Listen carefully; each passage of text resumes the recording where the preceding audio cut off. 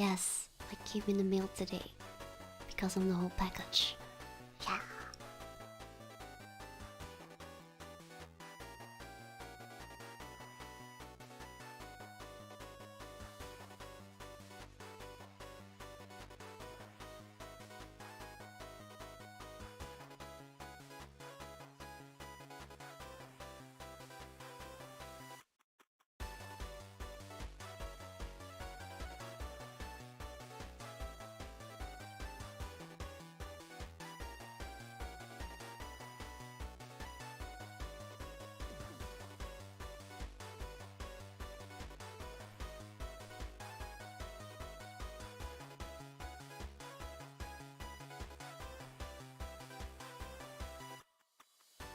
Hi.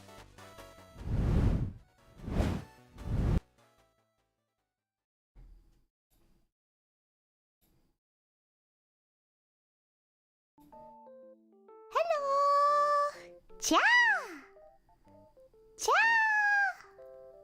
Hiyo. Hiyo. There you go. Not showing up. Anxiety is starting, yeah. I don't like sharing my browser. How are you guys? Hoe gaat het? Goedemorgen, goedemiddag, goedenavond. Hoe gaat het? How's it going, lovely friends? Huh?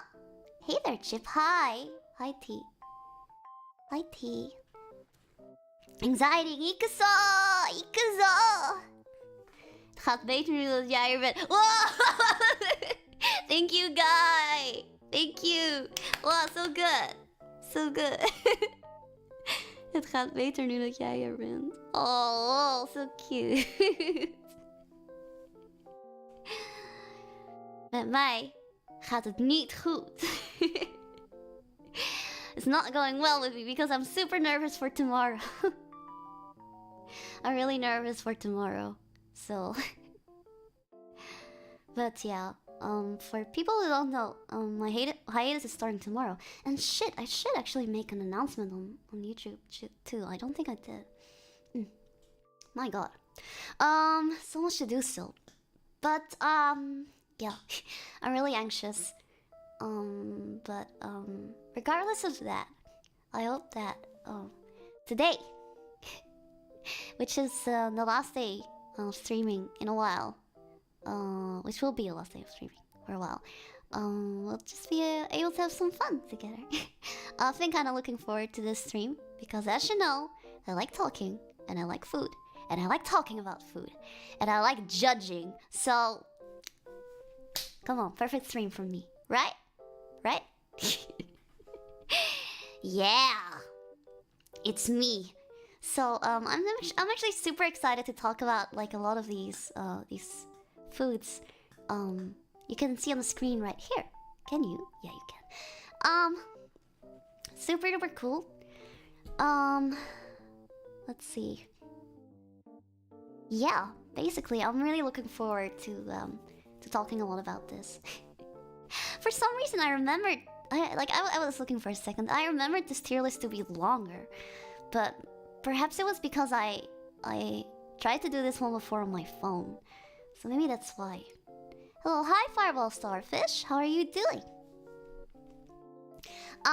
Yeah, I fucking love tier lists. I don't even know why I don't do them more. Really weird. But yeah. Let's see. Is satay on the list? Satay is not a Dutch dish. Satay is not a Dutch dish. If you're talking about satay, like satay ayam, satay is originally an Indonesian dish, not Dutch at all. At all. The satay that you will find, like the Dutch Indonesian satay, is not really traditional. I'm not too much of a fan of that one. It's alright, but I prefer the original. And it's totally not traditionally Dutch or something like that. It's really like fusion food. It's fusion food. So that's really why it's not on the list, I think. Let's see. I don't think so. No, I don't think it's on the list. Yeah, the Dutch borrowed it. They did. They borrowed it like the Dutch did with a lot of stuff throughout history. But we're not here to talk about that. I mean, maybe we'll talk about a little bit of food history. But we're here to talk about food. Yeah! And I'm gonna teach you lots of stuff, hopefully. Maybe I'm gonna teach myself some stuff as well. Maybe I can find out, like, some cool stuff about, like, things. Because there's still a lot to learn. There's still a lot to, like, explore. I know a few things about certain things, but, yeah. I'll mostly be focusing on explaining what exactly the dish is. I assume quite a lot of people are unfamiliar with a lot of pictures here. And I love that because I like explaining. Ha ha ha ha ha. My knowledge will be passed on to you. And it will be really cool. Because this is like totally selfish and all. Like, what I'm hoping is that maybe if one day you'll be able to try any of these dishes, if you haven't already, you'll be remembering me. Yeah, because I would be the one who told you. All according to the plan. You'll never be able to forget me like this. Alright. Let's see. Let's see. I've made one of those. Yeah, do you remember which one? The color is a bit different here, though. But I remember you made one of those. I already tried probably most of them. Damn it! Most of them. Maybe there's still some that you don't know. Actually, there might even be some that I'm not super familiar with. I do think I'm familiar with most. So yeah. Let's go. Okay. So first I'll be explaining the tier list because, I mean, you understand tier lists, hopefully, probably. If not, you should have done your homework. Duh. So there's like, you know, like S, A, B, C, D, E, F, G, whatever, blah, blah, blah. There's like Dutch stuff in here. What does it mean? What does it mean? Oh my god, alien language. Don't worry, guys. I'm here to explain. How many of these are you a pro at making? All of them? Totally not all of them. A lot of these are actually products as well. Like, I can't make a juice box. I'm sorry, Snow. Maybe I can. Maybe I can actually. Now I'm kind of curious. Now I feel kind of challenged. But yeah. So yeah, I can't make all of them. I can't make fricado cookies, okay? Because that's a brand. It's a specific brand. But anyway, I was gonna explain.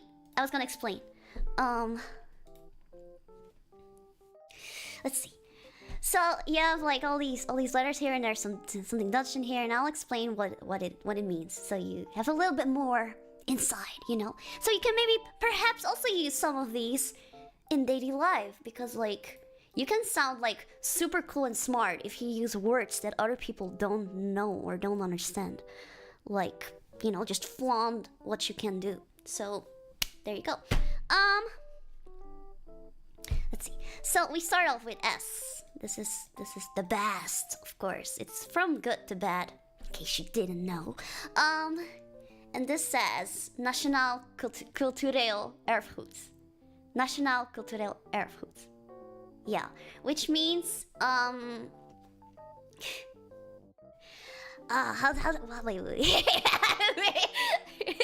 Now I'm getting nervous. Wait. Menasu, I'm so happy to see you. How are you? Menasu. Okay, well, nationaal means national. Cultureel means cultural. And erfgoed, I know what it means. I have no idea what the English is for that. So I'm gonna look it up right now, because we're here to teach and learn at the same time. A good teacher never stops learning. So yeah. Let's see. Kazu! Hello, Kazu, how are you? Erfgoed. Google Translate, onegai! ESL, please understand. Okay. From Dutch to Dutch, yeah, that's totally... Oh, heritage. There. Jesus, that was the word I was looking for. Heritage. So this is like national cultural heritage. Like, they're really, really, really fucking good. And then you have A, which is gewone spijs. Gewone means gods, like from the gods, or like yeah, gods. And spice means like spices. So gewone spijs is a different word for a dish that's very, very delicious. Very, very like a heavenly, a godly, like a god tier dish. And it was kind of funny because I actually didn't really know how to translate this either, but I actually did Google this one. I should have also Googled this one. But I saw it was apparently based on ambrosia, which is apparently considered like in Greek, the like ancient Greek mythology stuff, food of the gods or something that gives some kind of immortality and whatever, which is pretty cool. Let's see. So this is pretty fucking good as well. Oh, this one will be fun to explain. B says, engeltje over mijn tong gepist. Which means, okay, so the literal translation of this would be,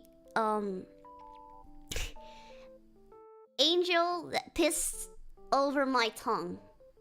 Angel pissed on my tongue. Like, it, like piss, you know piss. But that's like kind of like a saying that we use. We actually use this a lot. Which means that something is really, really, really delicious. Because it's an angel, so everything an angel does is apparently really, really, really delicious. Even if it's piss. Dutch be like that. So you can totally use this in daily life. Yeah, cool. Yeah, just say like if someone asks you like how's the food? Hoe is het eten? You can say alsof er een engeltje over mijn tong piest. As if an angel pisses on my tongue. Yeah, cool. Then you have C, which is literally just the word goed, which translates to good, if you couldn't already guess that. And then you have D, which is okay, which means it's okay, which is kind of obvious as well. Then you have E, which says kan er net mee door, which means like it's barely passable, you know. F is niet te doen, which means can't do, this won't do. G is zou ik mijn hond nog niet geven, which means I wouldn't even feed it to my dog. This one's a pretty cool quote as well. You can use this as well in daily life. If someone made something for you and it fucking sucks, or you fucking hate something, you can say, someone can ask like, what do you think about this? And you can just be like, zou ik mijn hond nog niet geven? You know, like, won't even give it to my dog. And this, wait. And this is a lot of people would consider this a bit inappropriate. But we're here, you know, this is educational. I'm teaching you. So, you can choose whether you want to use this or not. A lot of people consider it as very, rough or inappropriate. But do with it whatever you want. I'm just teaching. Which says, kankervies asabi. Which, kanker, this is cancer. Vies means gross or disgusting. Can also mean dirty, but in this context, it means gross. And asabi is kind of like slang, kind of like street language. If I'm not mistaken, I'm not too good at slang. But this is like street language, kind of like saying like, you know, like that, you know, like weet je. Asabi, you know, I think that's what it is. So this is just when something's fucking disgusting, you know, like Dutch people like to use the word, not every Dutch person, but certain Dutch people like to use the word cancer a lot, for negative, to express something very negative. Yeah. And you can just attach it easily to a lot of words. Dutch kind of works like that sometimes. So yeah. So now you know what it means. Wow, cool. Yeah, you learned something new. Yay! That's why we're here. That's why I'm here. And yeah, sounds like the internet. Welcome to the Netherlands. where lol is an actual word as well. So I'm basically living on the internet. See? It totally makes sense. Totally makes sense. So yeah. Likes guns are cut. No! Don't be like that! Top lil. Yeah, exactly. I'm just from the internet. I'm a girl from the internet. Yeah. So yeah, let us start. Okay? So, I don't know why I'm clapping. I just sometimes do that, I guess. I'm just really excited. Sorry. I'm filled with energy. I'm filled with energy. Oh my god. So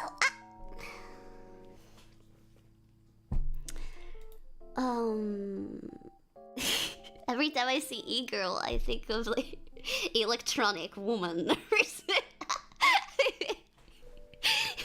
Sorry, I just had to say that. But anyway, let's just start from the top. There are some of these which I like. The picture is a little small. Maybe if there was text with it, I would be able to tell what it is, but I have no idea for some. Specifically this one, I have no idea what this one's supposed to be. If anyone in the chat is Dutch and actually knows, let me know. To me, it looks like some kind of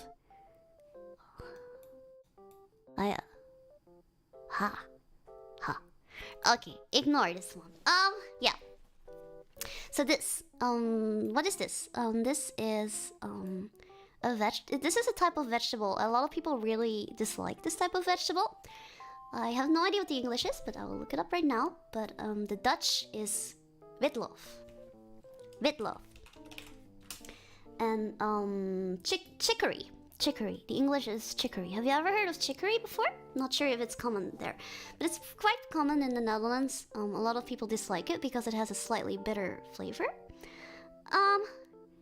And the chicory prepared in the Dutch way is usually sliced in half, washed properly, of course, and then wrapped inside this slice of ham. Then put into this white sauce. It's a, like, I think it's some kind of bechamel sauce. And then it's sprinkled with cheese on top. Which I actually kind of like this. I always kind of liked chicory with love. I'm not really sure. It's bitter. It's a little bit bitter. And generally I'm not too much of a fan of things that are too bitter. But it has a kind of sweet flavor as well to it. And my mom would always tell me that it was really healthy, so that made me kind of like it. I was a weird kid. If my mom would tell me that something was healthy, I would actually like it more or something. I would just imagine, maybe I just watched too much Popeye the Sailor Man or whatever, but I was always imagine that if I eat this, like my body would like absorb the vitamins and I would get more power. And power is something that I've always desired. So,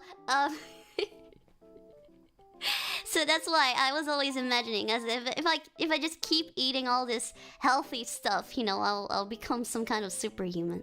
And look where it got me. I'm an anime girl on the screen right now, so my mom was right all along. There. So, this is pretty delicious. If it's prepared well, I gotta say, some people can't prepare this very well. Yeah, I think you need to have somewhat of a skill to prepare this well. You need to peel the chicory, peel away the dirty, like, bitter leaves outside and stuff like that. I think also the cheesy crust, really important. There needs to be a bit of a crust on it. But if it's prepared well, it's very, very tasty. I don't think it's exceptionally tasty, but I think it's pretty tasty. Especially, like, the one my mom makes is really, really, really good. If you guys, maybe I should just, okay, I got, what the duck? I got this off. I can show you maybe more pictures so you can see. There you go. So it's usually eaten with potatoes. and meat, like a lot of things in the Netherlands, which are staples. There, you see, there's a lot of different types. Like, looks kind of good. I think it's very tasty. I've never eaten it like this before. This seems kind of interesting as well. It seems like some kind of Parma ham. That's actually a picture. Pretty good. Put in the oven. So yeah. Are the pictures actually bigger? Oh yeah, they're actually bigger. Okay. Yeah. Alright, let's see. Next one. This is mystery food. I have no idea what this is. If someone ever... If the hero... Will the hero who knows what this is, please stand up and tell me. Okay, we'll leave this here. You can take all the time you want, because I can't, for the love of God, figure out what the fuck this is. I wish they would have written, like, text or something. I kind of liked it from the fruit tier list. I think they wrote, like, text on it. Yeah. For people who are, like, blind, like me, you know, like... That's really helpful. So yeah, I would rate this C. Goed. It's good. I wouldn't say it's okay. I think it's better than okay, but I wouldn't say it's like an angel pisses on my tongue either, you know. So there's that. The next one. This one. So from what I can tell, I think this is a certain type of Stamppot. A Stamppot is a Dutch dish where you take potatoes and mash them together with another type of vegetable. And this can be any type of vegetable. You have spinach, carrots, you name it, like kale, stuff like that. Like something that mixes pretty well. It's usually another boiled vegetable. There is a variety of Stamppot with raw vegetables as well, which my mom sometimes makes, where she mixes a salad through the potato. But for some reason, that one doesn't feel as Stamppot-like to me. Stamppot basically combines the word stamp and pot. Pot is usually, yeah, it's a pot, you know? Like a big pot, like a big pan. And stamp means to mash. To mash. So, makes sense, right? This specific one is called Hotspot, I think. Hotspot is a specific kind of Stamppot that has carrots in it. There's another name for it. It's called peen en ui. Peen is another word for carrot in the Netherlands. We also have the word wortel. But I think peen seems a bit more old-fashioned. Peen en ui is pretty old-fashioned. And ui means onion. So this has carrots, onion, and a potato. Yeah, it's pronounced as pain, but it means carrot. Carrots are pain. Didn't Snow like not like carrots or something? Maybe he can relate. This specific Stamppot is one of my favorites. Let's peen en ui. There you go. See? Peen en ui. Stamppot, Hotspot. I don't like cooked carrots. These are definitely cooked. These are cooked. I'm not sure if you would like this or not, because they're usually mashed up, so you don't really taste them as much anymore, I'd say.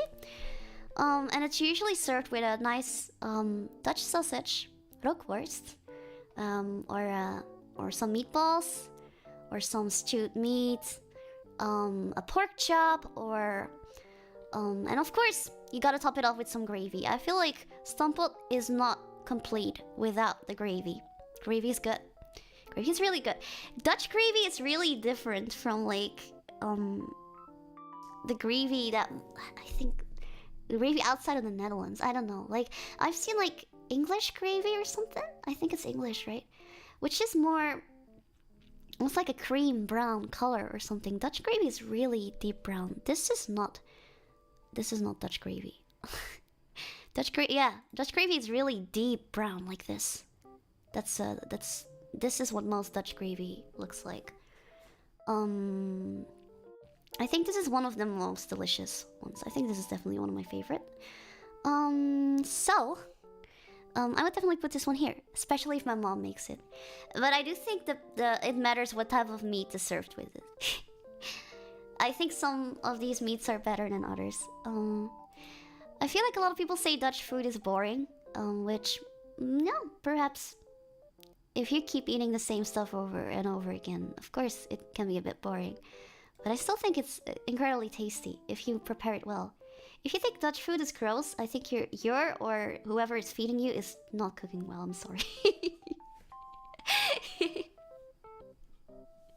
What's typically used as a base for Dutch gravy? Ooh, that's kind of hard.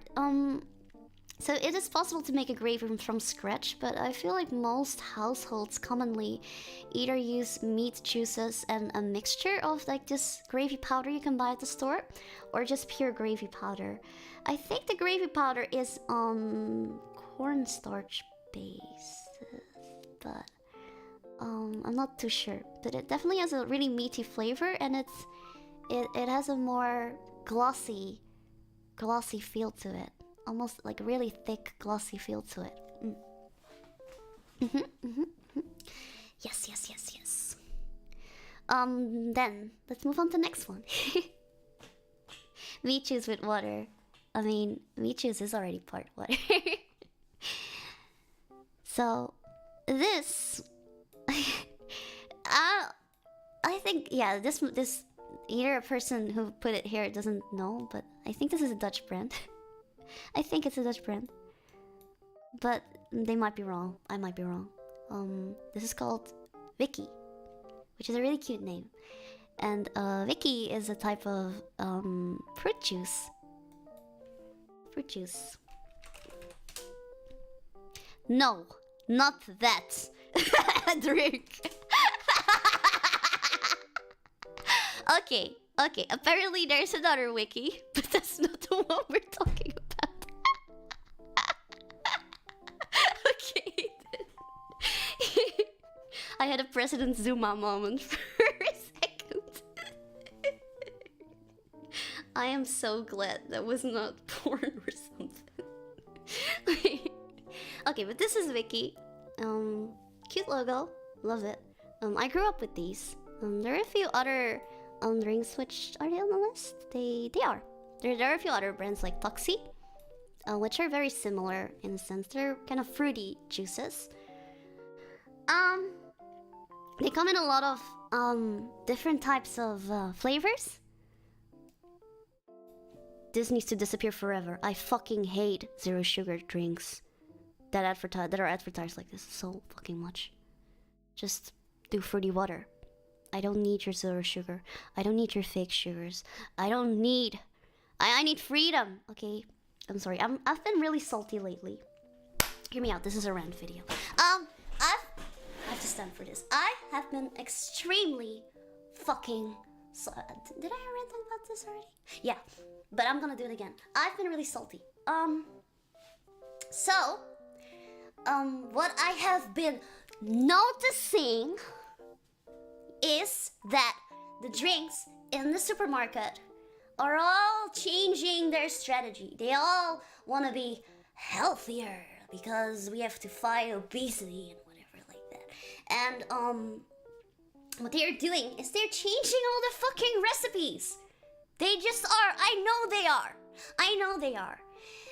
Normal drinks that tasted fine have been tasting fine all fucking years long. They're changing out the sugars. They're either putting less sugar in it or no sugar in it, changing it with all these stupid fake sugars like stevia or aspartame or all that kind of other bullshit, sucralose or whatever. I don't want it. It tastes fucking disgusting. It doesn't taste like real sugar. I'd rather drink a drink without sweetness at all than this fake fucking bullshit, okay? And they've been changing so many of my favorite drinks as well. It's pissing me off. You know, I'm like, okay, sure, people need to be healthier. Just drink less of this. Just drink more water. Why does everyone need to suffer? Okay? Why does everyone need to suffer? People don't get it. I just want to be free, you know? I want to be able, at least, give a fucking option, you know? Okay, maybe this is good. Because now there's still a normal option. And some kind of weird option. Which, sure, go ahead if you like that. But they've been changing so many of my favorite drinks, and they're just not the same anymore. I can't fucking drink them anymore. They've done it to Capri Sun. One of my favorite childhood drinks that I fucking grew up with. And here, Capri Sun. Capri Sun has less sugars in it now. And it left out all the sugars and changed it into, I think, stevia. I think it was stevia. And it's so fucking disgusting right now. I feel like puking when drinking it. Okay? Okay? They've touched my Aquarius Blue. How fucking dare they? That was one of my favorite drinks as well. I remember being in awe about the Aquarius Blue when I was a kid. I thought it was some kind of grown-up drink, but it wasn't. And when I found out it wasn't, and when I was finally able to drink it, I was like, wow, this is fucking amazing. I'm not even sporting, but I need to drink this sports drink. But now, that's all over. Because they changed the recipe. And there's fake sugars in it now. And it has this weird, funky aftertaste. I fucking hate it. They haven't changed the white Aquarius yet.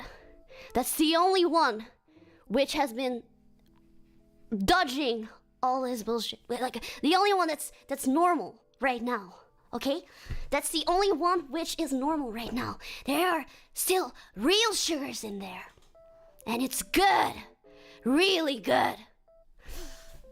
But all the other ones are all ruined. Okay, so anyway, Vicky was like this really nice fruit drink. And the one which I used to drink a lot was this one. With the pineapple on it. Blue Vicky. I remember them looking like this. Super cute. And I always thought the color of this drink was kind of fun. Maybe I should buy one again and pour it into like a glass or something. Because I remember it came with this transparent straw.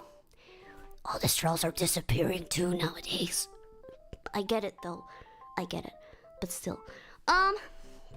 It had these transparent straws. And you could see the color of the drink. And I remember the drink was slightly transparent yellow with tiny orange dots in it. And I loved seeing it because it had such an interesting color. I wonder if it still has that color. Yeah. Single-use plastics are awful, so I'm cool with the straws going away. Same. I know single-use plastic is really bad. It's just I really hate paper straws as well. I just prefer using reusable straws or just drinking out of a cup or something like that. Which, luckily, I'm privileged enough to be able to do that. But anyway, the other flavors are pretty good too, but I think the tropical one, this one's my flavor. Vertrouw de smaak. Bullshit. So yeah, Vicky. Vicky is good. I gotta say though, I remembered Vicky to be tastier as a kid. I remember when I moved out of the country and I came back. I had really fond memories of Vicky, but when I bought it and I drank it, it didn't really taste as good as I remembered anymore. I'm not really sure why. Really strange.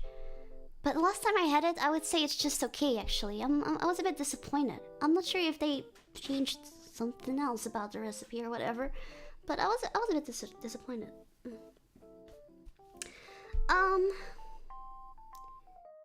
So you are basing this on the old wiki or the new wiki? I'm basing this on how I feel about it right now, at this very moment. There are a lot of things on the list that I used to not like as a kid that I like right now, and vice versa. So I think it's only fair if I base it on like how I feel right now. The key is A tier before the sweetener change. Yeah, maybe that's it. But sadly, I would put it on D tier right now. It's okay.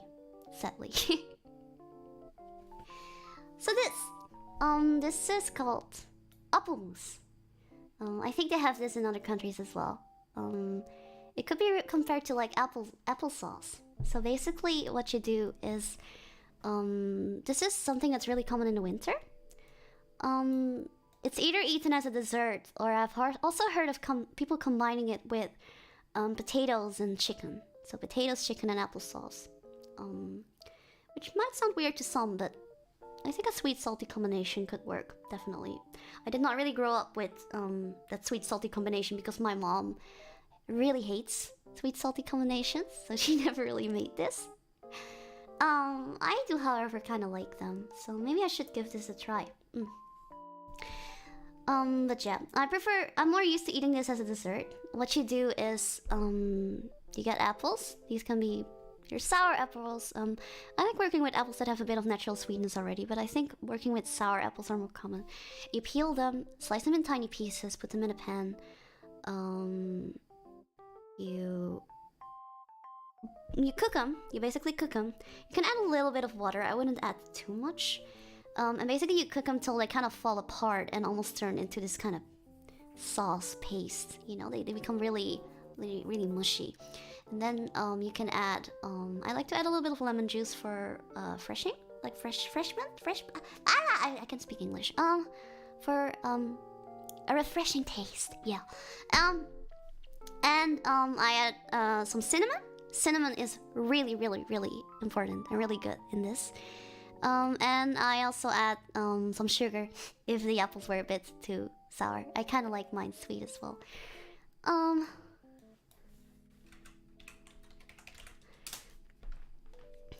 Here you can see, there are some people who like it chunky, some people who like it very smooth, like this. This is a very smooth one. This is more of like a chunky one.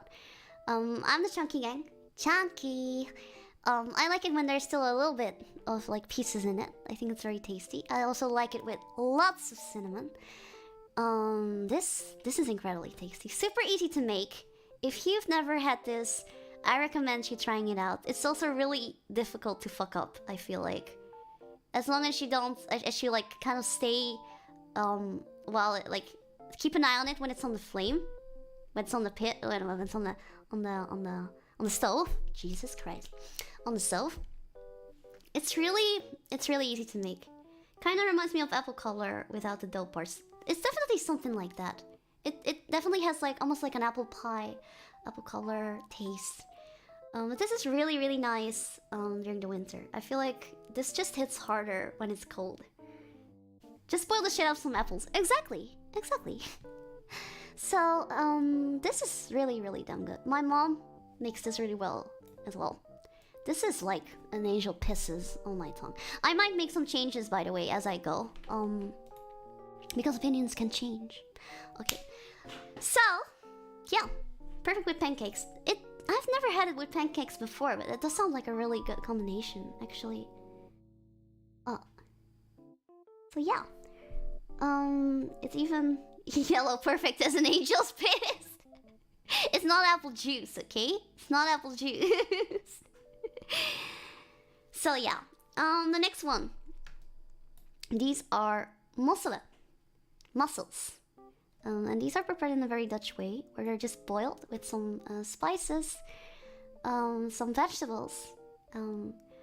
You can add your own sauce. There are different types of sauces. I really enjoy these with some wine sauce. Some white wine or red wine sauce. White wine especially. Gekookte, well, I can type. Musselen, yeah. It looks something like this. If you're not into seafood, you won't really like this. It's very seafoody. If you haven't had mussels before, they could be kind of compared to clams, but they're much less chewy. They're extremely kind of soft. They're really soft. But yeah, like this is just for seafood lovers. They're often served with either pieces of bread, or some fries like that. We have this specific type of pan, which you can see in here, that's usually used for mussel. It has a specific type of shape. It comes usually with this ridiculously big top of the pan, which, let's see if I can find one here. Yeah, like this. It usually, this is a mussel pan. How I usually use this, how I was taught to use this, was you usually use this lid to throw away the shells. These shells. Throw them away. You can't eat them if you didn't know that already.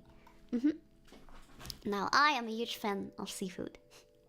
I especially like boiled seafood. I prefer boiled seafood or seared seafood or whatever over deep fried seafood. There's also like a lot of places in the Netherlands that sell these deep fried. I feel like it is a waste of such a precious ingredient because a lot of the flavor and texture is kind of lost. I really, really, really like them boiled like this.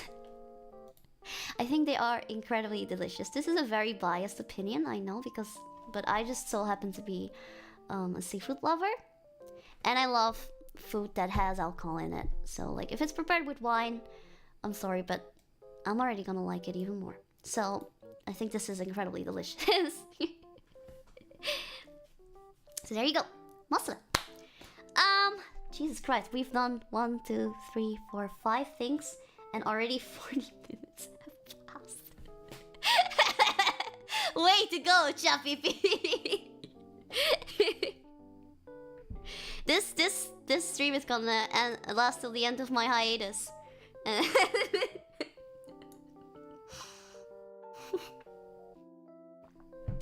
Nothing beats a bit of booze in your food. I agree. I really like cooking with a bit of alcohol. I think it lifts up the flavor. It is said that alcohol is able to dissolve, or yeah, it's able to like have certain flavors dissolve in it, which especially like fruity flavors. Fruity flavors dissolve better in alcohol, so you taste them better when you eat it. A lot of pastas, I think, had this too, where you add a little bit of alcohol and this certain fruity note that tomatoes have comes out better. Usually most of the alcohol evaporates if you're worried about, you know, actually consuming alcohol. So most of the time it's safe, but it really does lift up the flavor. I am a cooking with alcohol enjoyer. Hehehehe. Red wine works wonders in the kitchen, I agree. Especially with meat. Meat and red wine.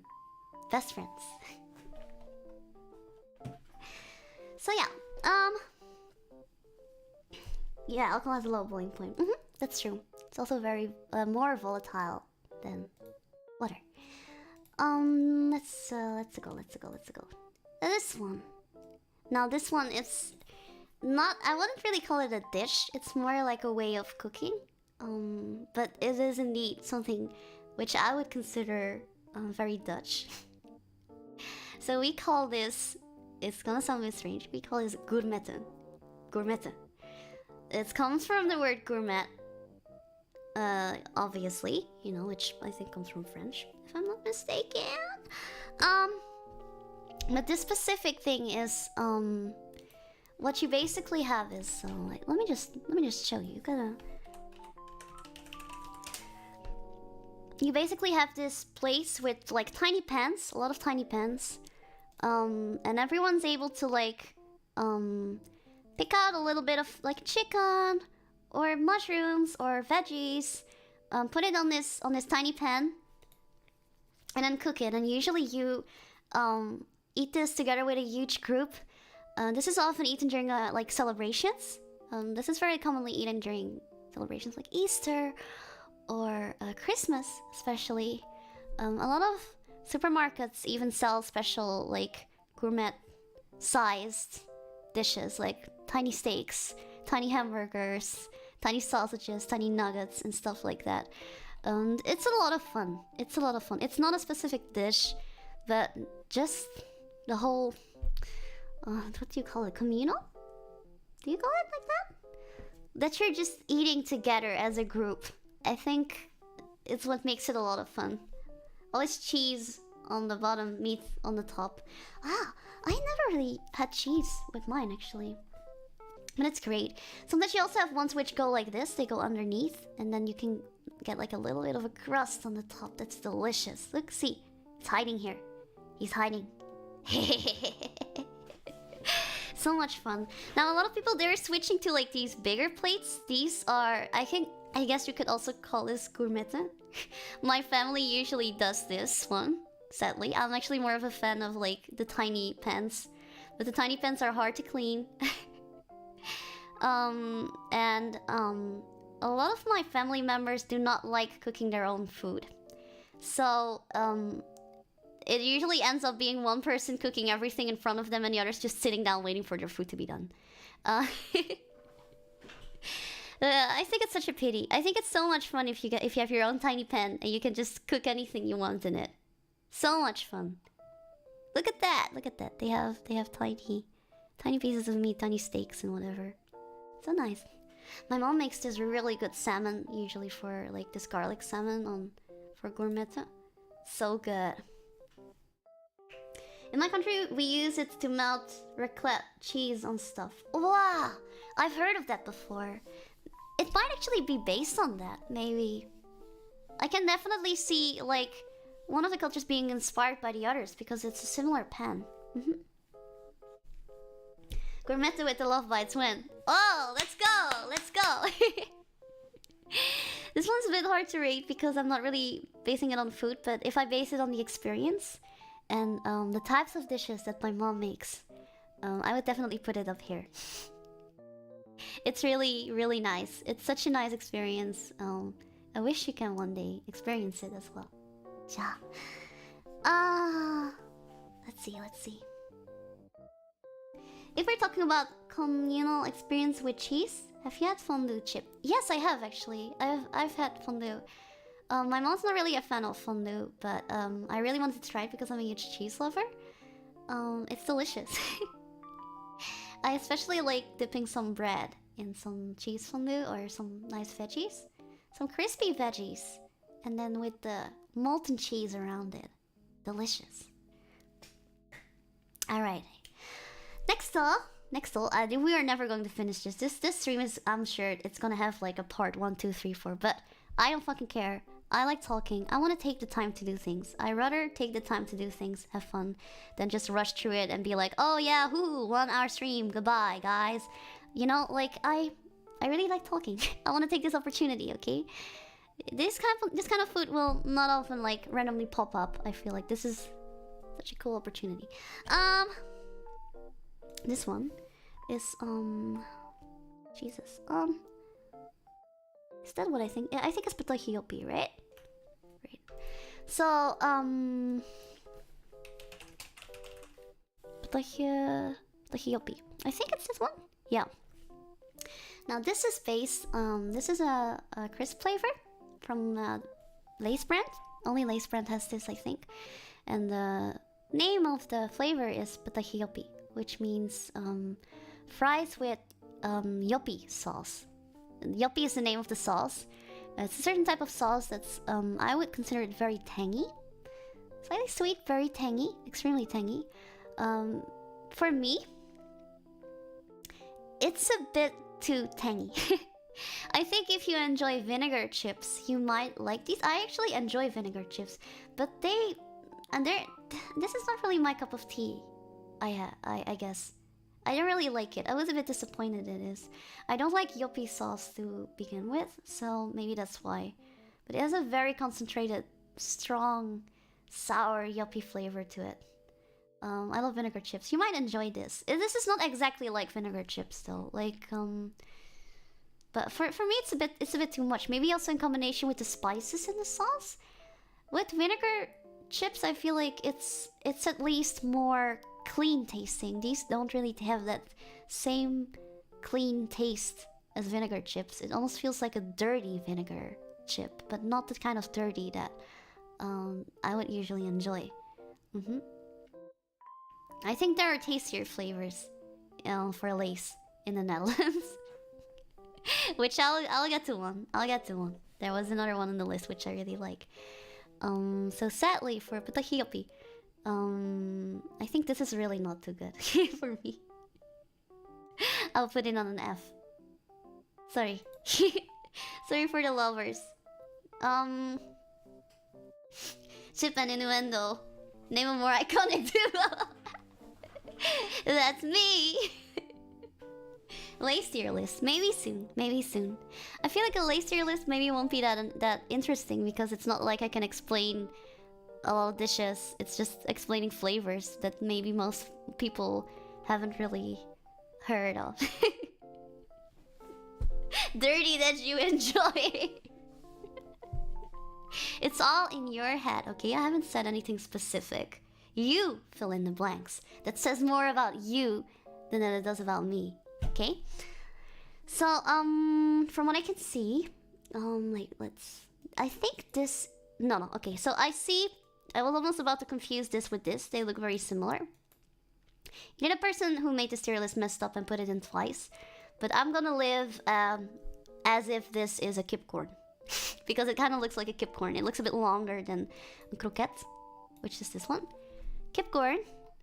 Let's pretend this is a Kipcorn. Kipcorn is basically... Is Kipcorn with a C or a K? I'm not too sure. Yeah, I think this is indeed a Kipcorn. It is like almost like like some kind of chicken sausage that's breaded with cornflakes. It's a very popular snack that you can get at these places in the Netherlands called snack bars. I'm not sure if I have snack bars in other countries as well. I don't think so. Snack bars. But this is one of the things that is just extremely common at snack bars. I used to love eating this. I think they go really, really well together with ketchup. They have really nice spices as well. I have really fond memories about these. There used to be this pool near my house, where it was a really awesome pool. It was not really that expensive to go there. They had really cool like slides, and they even had saunas at the pool. They even had saunas. They had like a tiny bar. They had a bar there, and I would often go there with either my brother or one of my best friends from elementary school. I think, did I ever tell you that story about like the naked butt trick? Did I ever tell you the story about the naked butt trick on the slide?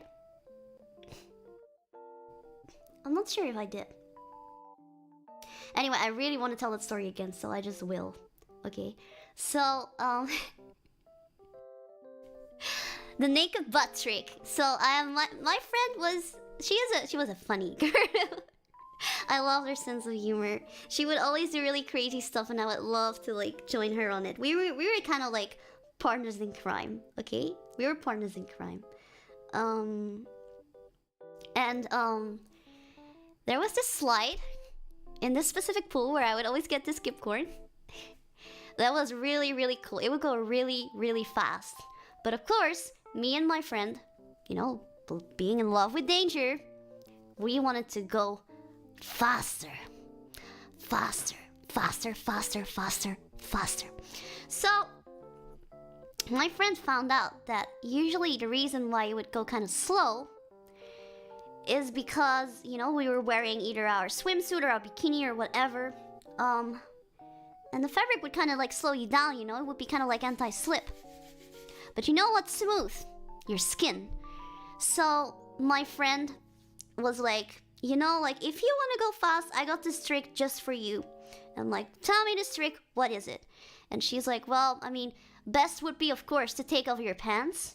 But since you're not allowed to do that, the next best thing to do is to give yourself a wedgie.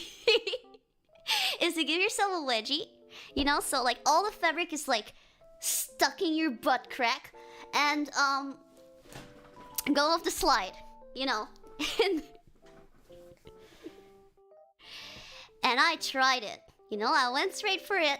I tried it, and it fucking works. I went fucking fast, you know, like.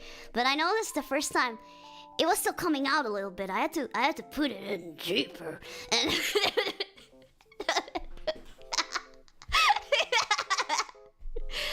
okay.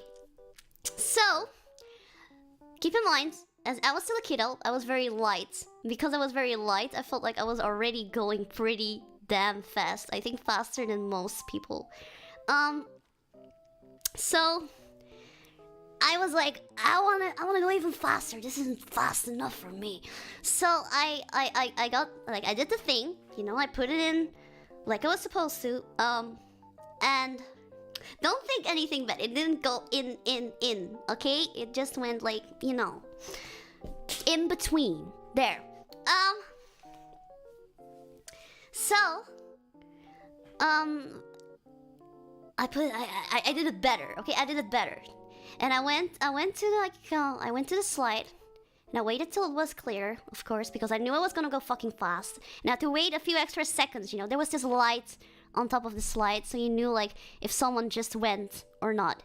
And I waited a few extra seconds just to make sure I wouldn't, like, bump against someone, because I've had that before. That was not fun. And I got ready. And I was sitting there, and I was totally ready for it. Pumped with adrenaline. Sat down, you know, and I thought, I'm gonna make it even faster. I'm gonna, like, push the back away from me, you know, like, so I have this fucking huge, like supersonic speed of light boost in the beginning. And I did it, and I blasted forward. And I was going so fucking fast, I could feel like, holy fucking shit, this was the fastest I've ever gone off this fucking slide. And it was good. It was great. I enjoyed every bit of it. But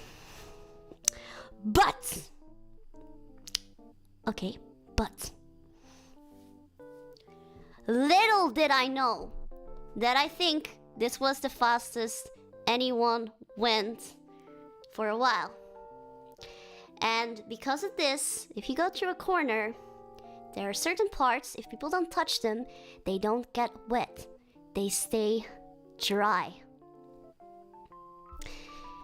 So, I went off the slide, and there was this one corner where I went to, and it was fucking dry. So So I went really fucking fast on top of that dry corner. Whoosh! And I got fucking friction burned. It was so fucking painful. And the worst part was that it was somewhere in the middle of the slide. So I could feel the fucking friction burn. And I still had to go down the other half of the slide. Like, I could feel my skin coming fucking off, okay? Like, yes, the layers. They were coming up. It was so fucking painful. And the worst part was I was trying to kind of like recover, and because I was kind of like, you know, like feeling like, what the fuck happened? That fucking hurt, you know, like, holy shit, man, like, is it bleeding or whatever? I started to go slower. And I was going a bit too slow. And since I, you know, in the beginning, before I went, waited a few extra seconds for the light, and the light was not really based on detection, it was more like based on time. You know, already a bit of time like passed, you know, I was going slower. And my friend she was the one after me, you know? She was the one after me. And I was like, oh fucking hell, like, I need to go fast, but my ass fucking hurts. But she is coming right now. She's probably there right now, you know? So I just tried to like to gain my speed again, you know? Like, I'm like, keeping my ass is fucking painful, you know? Like, it feels like 1,000 daggers inside of my ass. And then I'm trying to push myself forward. Faster, okay? And I can see her coming. She is also going fucking fast because she was still doing the naked butt thing, you know? And she was a bit taller than me, so she was naturally a bit heavier. I don't think she went past that dry part, which probably I was the one who wetted that. So she was faster, and I was trying to like go faster, and I could hear her go like, no! And I was going like, no, go slower. You know, I go faster. And like right the second we came out of like the slide, we were both like, boom, like bumped against each other, and we were shot out of the slide. And after that, I was so fucking scared to go again. I did not want to go again. I did not want to swim anymore either. My ass was really painful. It was a really big one. Okay, like the wound. Okay. So Yeah, then we went to the bar and then I ate this Kipcorn. Yeah. So was that the last time you ever did the naked butt trick? You would think so. But it's not. It wasn't.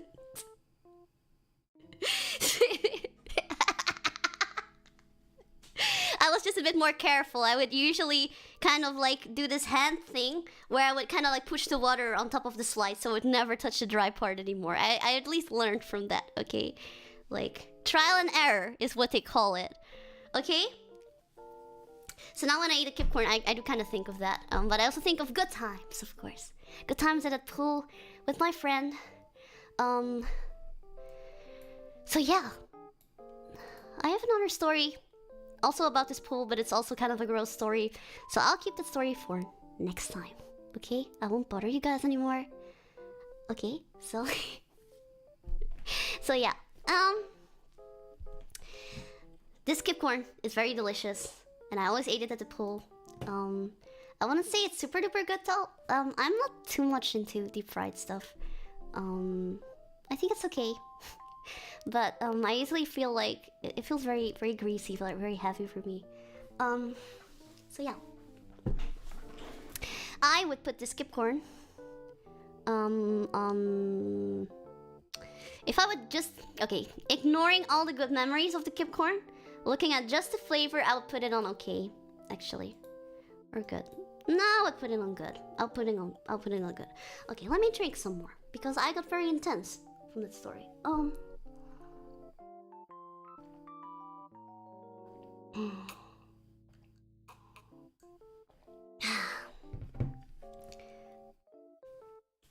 Let's see. Okay, so let's continue, guys. Yay, 1 fucking hour, and we did 7. Really?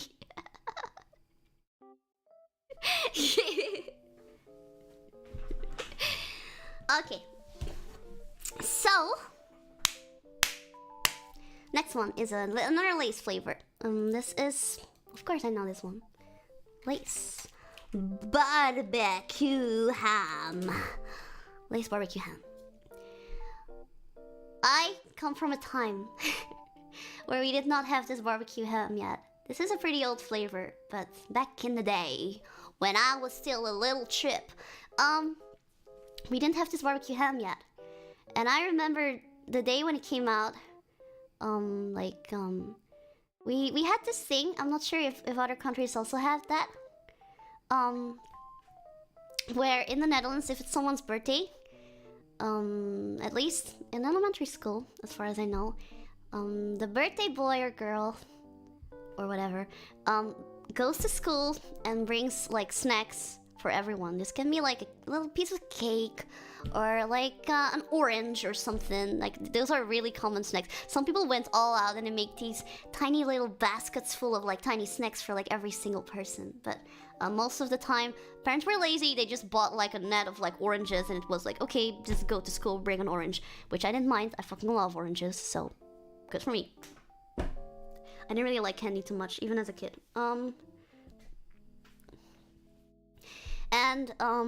What was really common was you had this huge bag of lace that you could get at the store. And it was a huge bag filled with tiny bits of lace, tiny bags of lace. Lace. With all kind of different flavors. And so, like, the popular flavors were, like, more common. They had, like, 3 pieces or something in them. And some flavors only had 2 or 1 bags in it. But a lot of these less popular ones were actually really fucking tasty. So people would often, like, hope that they were the first one to be able to get it. You know, because else someone else would already pick it. And this barbecue ham, when it first came out, it was actually pretty... It was not... there were not a lot of bags of barbecue ham in it. And I remember the first time when I saw it, I really wanted it. Because it sounded so fucking good. And it smelled like barbecue. And I remember... I was really unlucky because I was one of the last ones to like look into the bag. And of course all the barbecue ham was gone. But then, you know, a few other birthdays came and I was finally able to get it.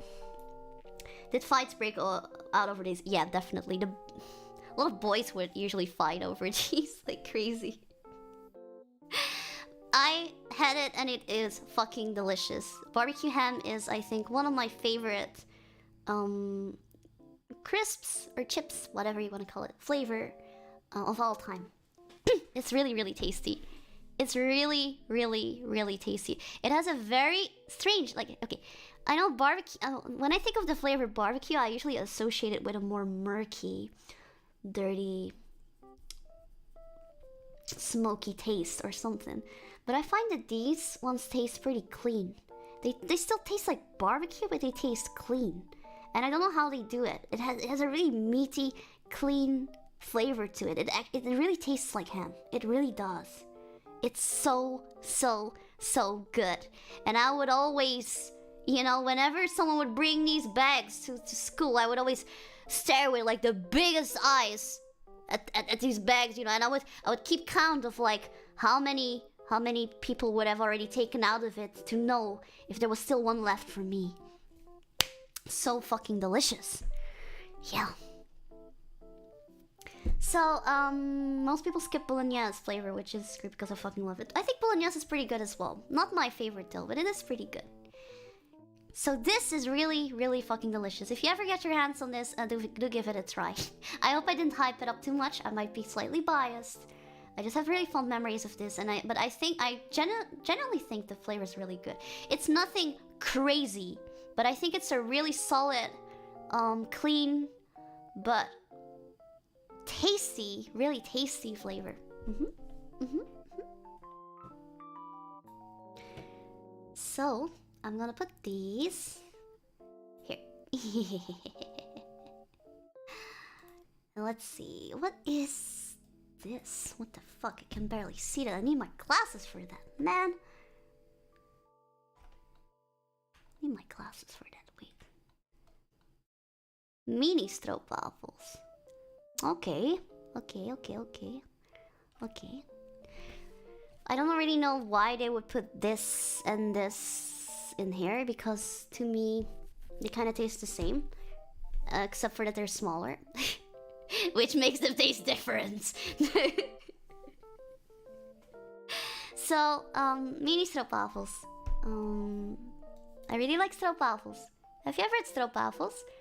I know, a lot of foreigners, when they think of Dutch snacks, first time they usually think of Stroopwafel, because I feel like that's one of the snacks that is kind of common outside of the Netherlands as well. People recognize it.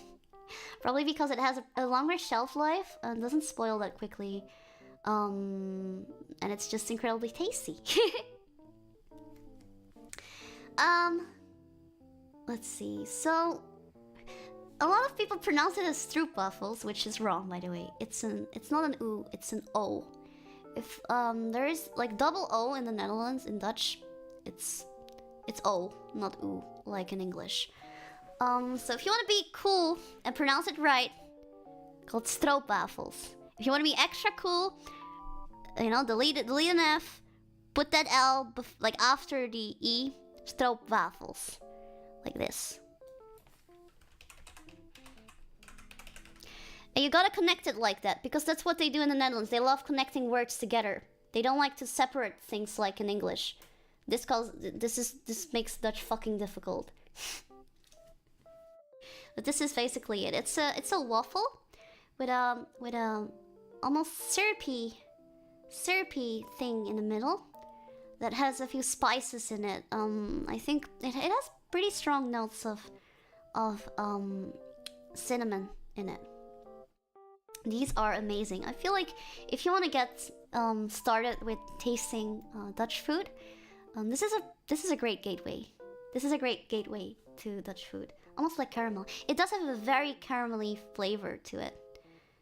These waffles are really, really cool. Like I know like how they usually make them is they have this little tiny dough ball and they put it in between like a press, and they press really hard on it to kind of like flatten it and give it this really cool texture.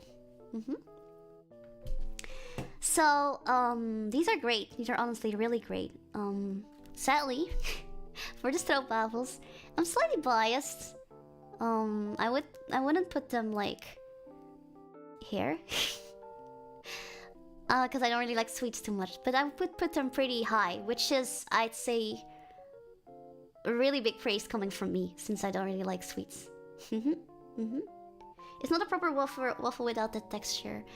Yeah, I don't know. It's a crumbly texture, but the syrup in between kind of makes it chewy too. Oh my god, I love it when you bite them, and there's so much syrup on it that it kind of comes out on the side like that, and you have like those tiny nuggets of like caramel coming out. So good, so good. I'm gonna teach you something interesting. I'm not really sure if you guys know, but a common way of like how my mom taught me to eat this.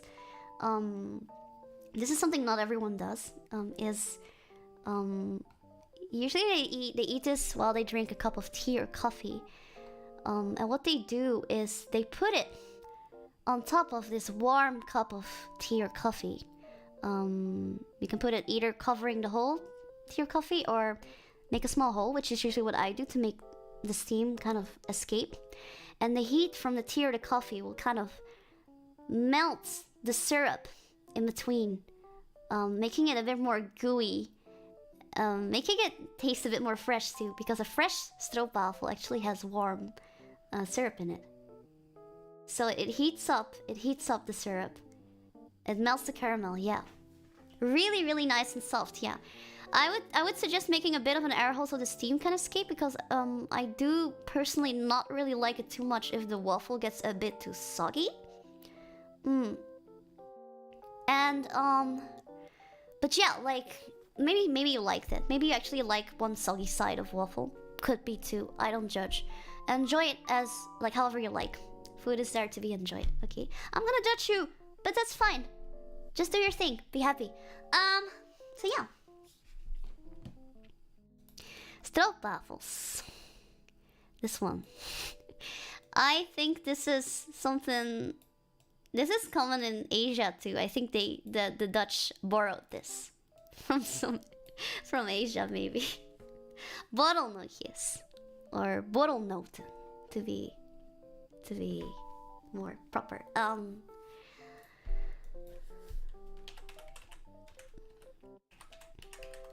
Borrelnoten are peanuts, which are covered with this batter and then deep fried in the batter. They're really, really crunchy. They usually come with they come in like different types of flavors. Some have cheese flavor, you know, even have barbecue flavor, and here, Provençal, which is like some kind of Italian flavor or something, cocktail. These are really, really delicious. My brother used to be addicted to these. He calls these his kryptonite. He calls these his kryptonite because he can't stop eating them. If he starts eating them, he can't stop. So he tries his very best to not eat these at all, because the moment he starts eating, he can't stop. And they're not too healthy. Peanuts are not really too healthy. The coating is not really too healthy either. Yeah. That sounds interesting. Is it good with magic water? It's actually it's supposed to be for that. So borrel, this is the word borrelnoten. The word noten means nuts. This word means nuts. And the word borrel is a word to describe I think it is to describe the occasion, but I might be wrong. But this has to do with drinking. This is when you say borrel is I guess it can also be used as a verb. It's when you go for a small drink. Yeah.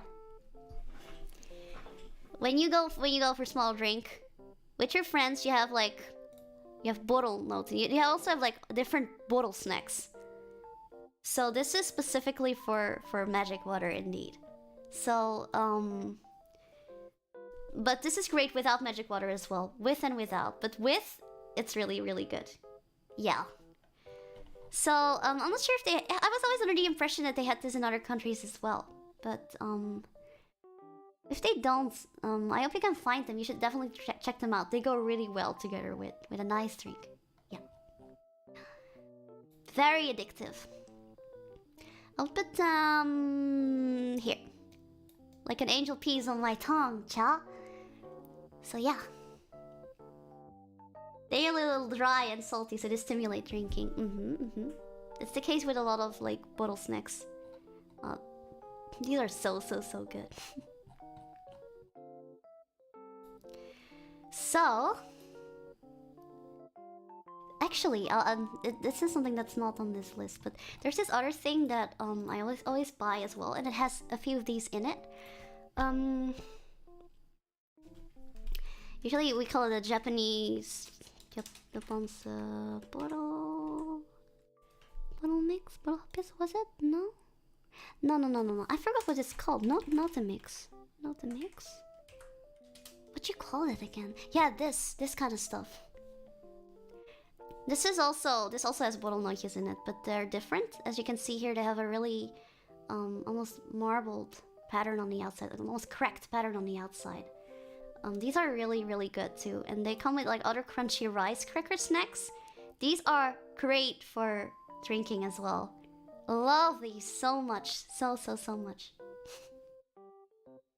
Dutch snack has Japanese in the name. It's based on Japan, I think, because there's like rice crackers in it.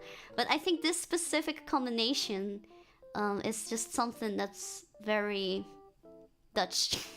I haven't really seen this anywhere else. Maybe they are from Japan, who knows? But I've never seen this anywhere else. They're nice and spicy, yeah. There's some spicy, some crunchy, and very like some like with sesame flavor.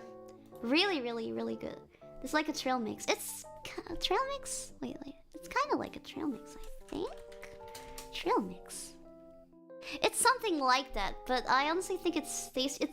It's more savory, I think. More savory. Really good. More borrowing. Yeah, the Dutch are really good at borrowing. So, but anyway, this is another one, which I am actually not super duper familiar with. What is it even called here?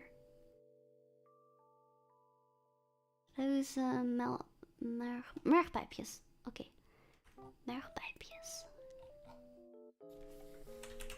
Those mergpijpjes. So these are, as far as I know, this is like the reason why I'm not too familiar with it is I don't really like sweets. Like I keep repeating.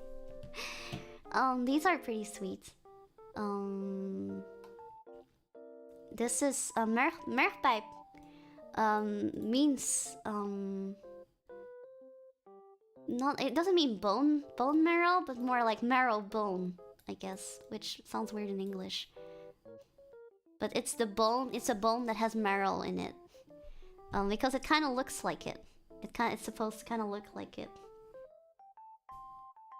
One of the rare times where fondant isn't absolutely terrible. They got a cake-like filling with some strawberry jelly.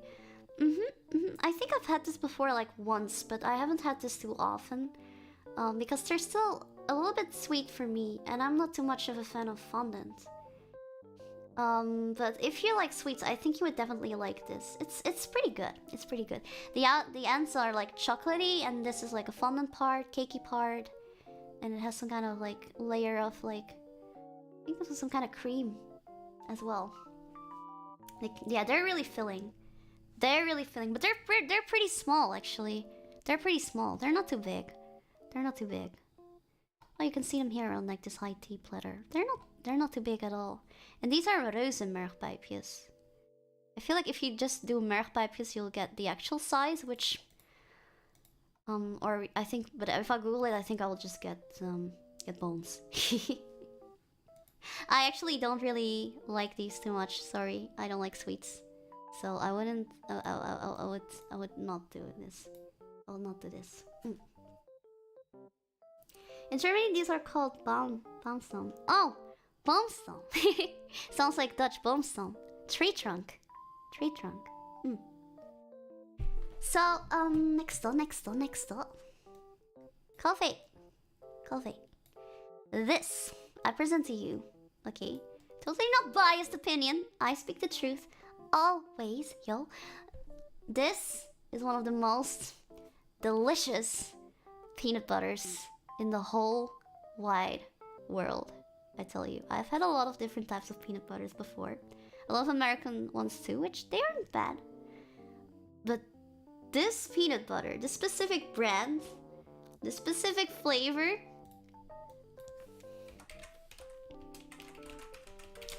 this is one of the most delicious peanut butters ever.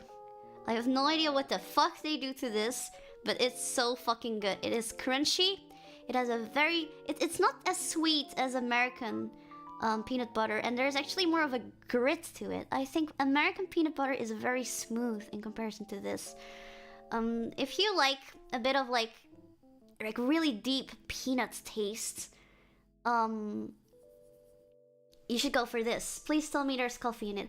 I don't think there's coffee in it, but I wouldn't be surprised if they have a version where they added coffee, actually. They have pretty... like, I think they even had one with, like, speculaas in it or something? I'm not sure. I wouldn't be surprised, but I would always go for the original, because this is just so fucking good on its own. Coffee pinacas is like getting punched in the taste buds with peanuts. Yeah, it is. And it's so fucking good in the best way ever. The ones with extra peanut is so good. It's so delicious. Tiny bits of peanut. You should really try this. It could very well be that because you grew up with maybe American peanut butter, you're not used to it at first. It's very different. Very, very different. I'd say it's a little bit saltier.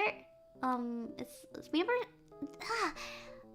American peanut butter is so sweet. It's so sweet and smooth. This is salty and crunchy. It has a really good savory flavor. Not a fan of peanut butter, so I have no opinion on this. Understandable. If you're not into peanut butter, you won't like this because it is peanut butter. Wow, boom, crazy. Yeah, I recommend you try this if you ever see this. This specific brand. Don't just go for any Dutch brand. No, this specific brand, Calvé. They have mayonnaise and whatever as well, but their peanut butter is so fucking delicious. It's so fucking good, I tell you. Oh my god. Here! This was the one! They had peanut butter with speculaas. I'm not sure if you're familiar with speculaas. It's like a Dutch cookie. It's kind of like a lotus cookie, I think. It's lotus cookie. American version. Lotus cookie. Wow, look at that, look at that, look at that. So much. Extra crunchy, so good. Delicious. Salty peanut butter is definitely the way to go. I mean, it's not fully salty. There is still like a slight sweetness, but it's like pure sweetness only of the peanuts themselves. This, I tell you, I'm a huge fucking fan. This for me is S. This is... I'm proud of this. I'm proud to be of the country where this is from. So delicious. Speculaas is pretty much Dutch gingerbread. Somewhat, but it tastes kind of different than gingerbread, I think. Really different. Let's see. What else do we have? This is fucking delicious. This is called apple flop.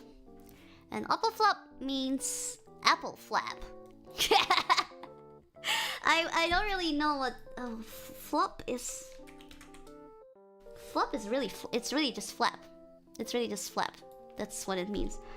Apple flop. So what it basically is this piece of like square puff pastry. It's kind of like an apple pie. It has raisins, or not. Some don't have raisins in it for the raisin haters out there. Apple in it, pieces of apple. It's usually covered with like sugar to give it like this really crunchy texture. And I think unlike those apple pies they have in America, you know, they have those American pies that they sell at like McDonald's or something. These are not deep fried. These are from the oven. Love raisins. Yes! You love raisins too. I fucking love raisins so much. These are incredibly delicious. You can buy them at almost any supermarket. They're all really fucking delicious, I tell you. They make a great snack. They work totally well as breakfast, in my opinion. For some reason, they feel really breakfast-like for me. But they totally work well as a snack or... I don't know, like a side with your lunch or something. Like different... If you have multiple ones. this is incredibly tasty. Incredibly tasty. They have mini ones as well, but I like the big ones because there's a lot of really chunky apples in it. Reminds me of empanadas. I mean, you know, the whole thing that empanadas is, I feel like that idea of food, you know, dough with some filling inside it's an idea that's quite common all around the world. If you look at dumplings, it's also not that different if you think about it. It's also dough with some meat or some veggies inside. Maybe it's just a very human thing to do. Maybe this is true human nature. Packing fillings inside of dough. That's what we do. That's just what has to happen everywhere or something like that. Universal food, exactly. I mean, it's a killer combo. It is. It is. Puff pastry is very delicious. I think the Dutch are really good at making puff pastry and baking in general. They're really good at baking. Most supermarkets have excellent bakeries as well. Like, it's not even that expensive. I think you could get one of these, like a good one, for maybe like 40 or 50 cents. They're pretty big. I'd say they're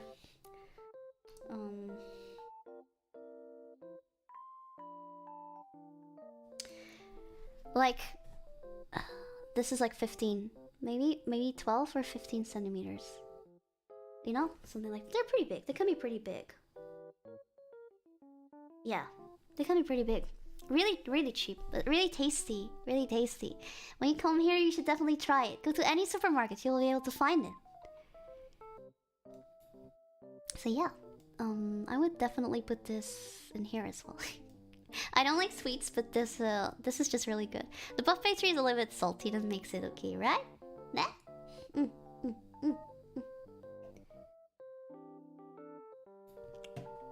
So this, I think some of you might know this one.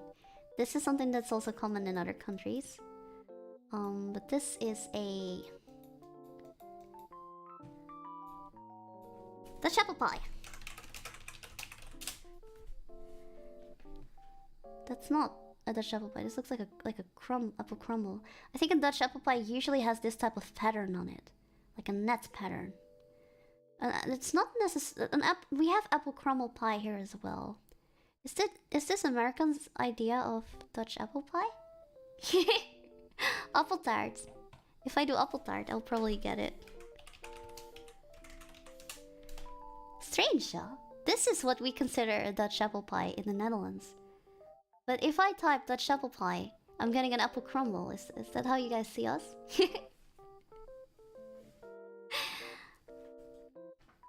I think this is really, really delicious. Yes, Dutch apple pie always has crumbles here. What? No, that's crazy. That's crazy. This is the real one. This is the real one. If it's an apple crumble, we have that here too, but that's not how it's usually made. It has this pattern on top. It has this cage pattern, this net pattern on top. American, please understand. Okay, I understand, okay? I understand. But, this is what you should be eating. This is really, really, really tasty. They borrowed the apple tart and called it Dutch apple pie. Ah, this is so delicious. Wait, give me a second.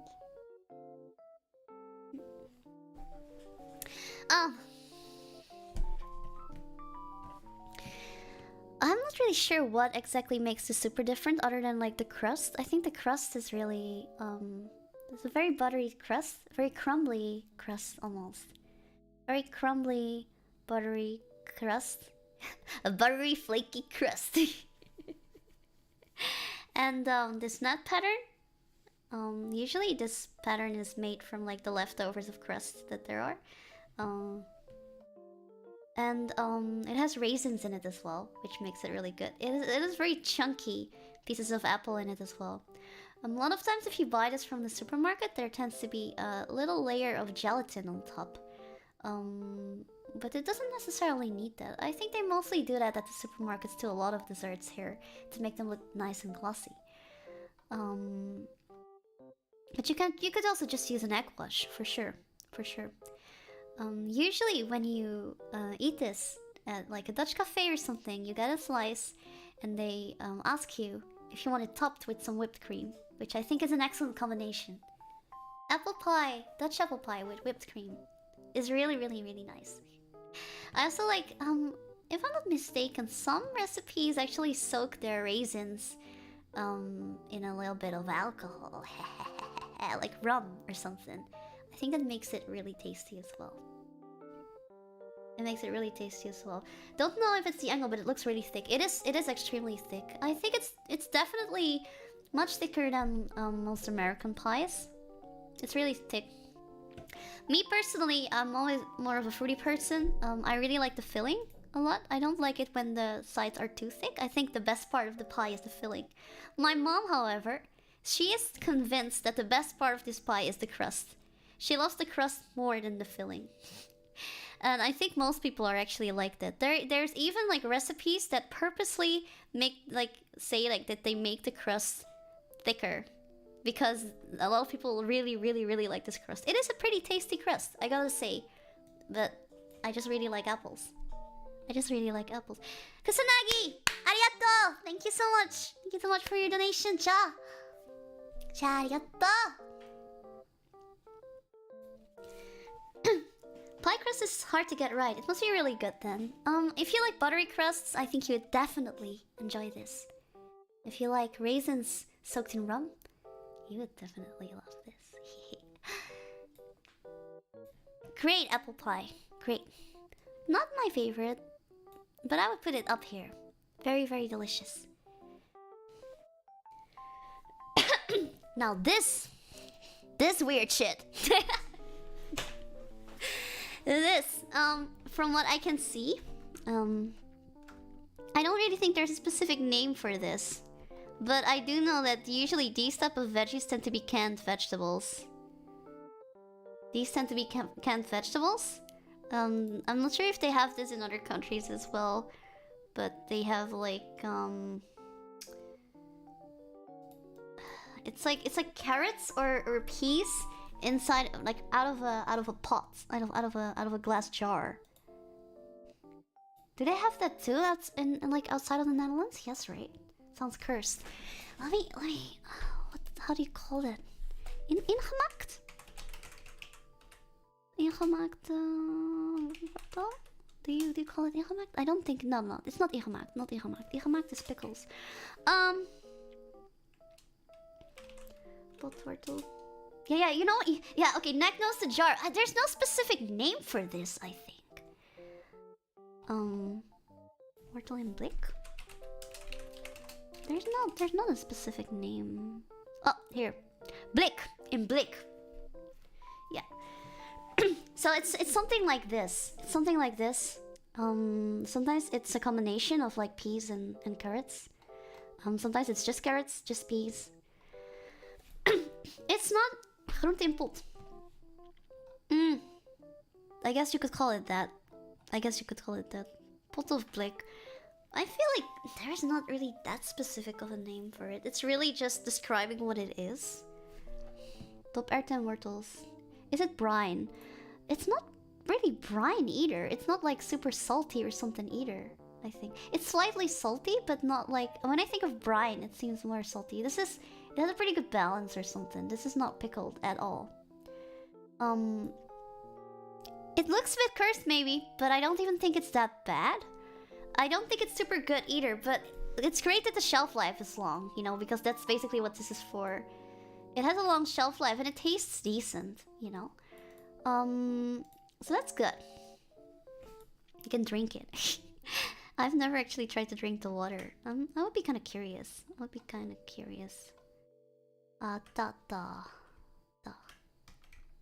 everything.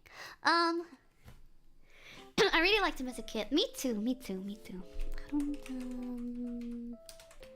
In blik.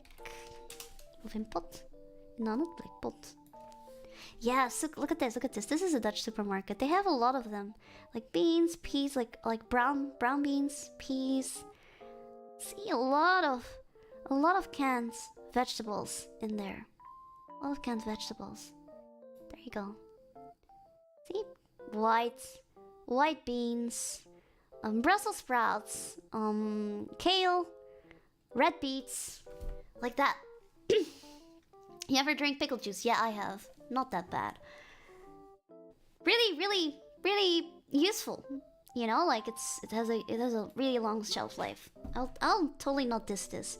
It's not as good as like fresh vegetables in my opinion. I might be biased because I really like vegetables. But it's still really tasty. I think this is good. It's good. I assume that this dish is about those vegetables because these other ones are really just potatoes and meat. Now this also has an interesting story to it. So this is what we call in the Netherlands beschuit met muisjes. And beschuit met muisjes is usually eaten when a baby is born to celebrate the birth of a baby. And the fun thing about this is you have pink ones for girls. If it's a girl, you'll eat pink muisjes. The muisjes are the thing. Beschuit means biscuit. And if it's a boy, then you have blue colored ones.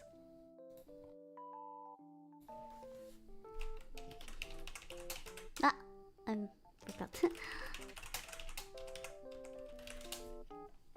Look at this. You celebrate the birth of a child. And it's kind of funny because the word muisjes actually means tiny mice.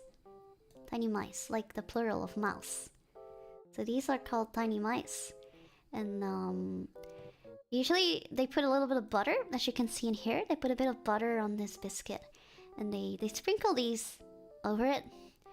And I am actually not quite sure how they're made, but I think there's almost some kind of nut in it that they cover with sugar.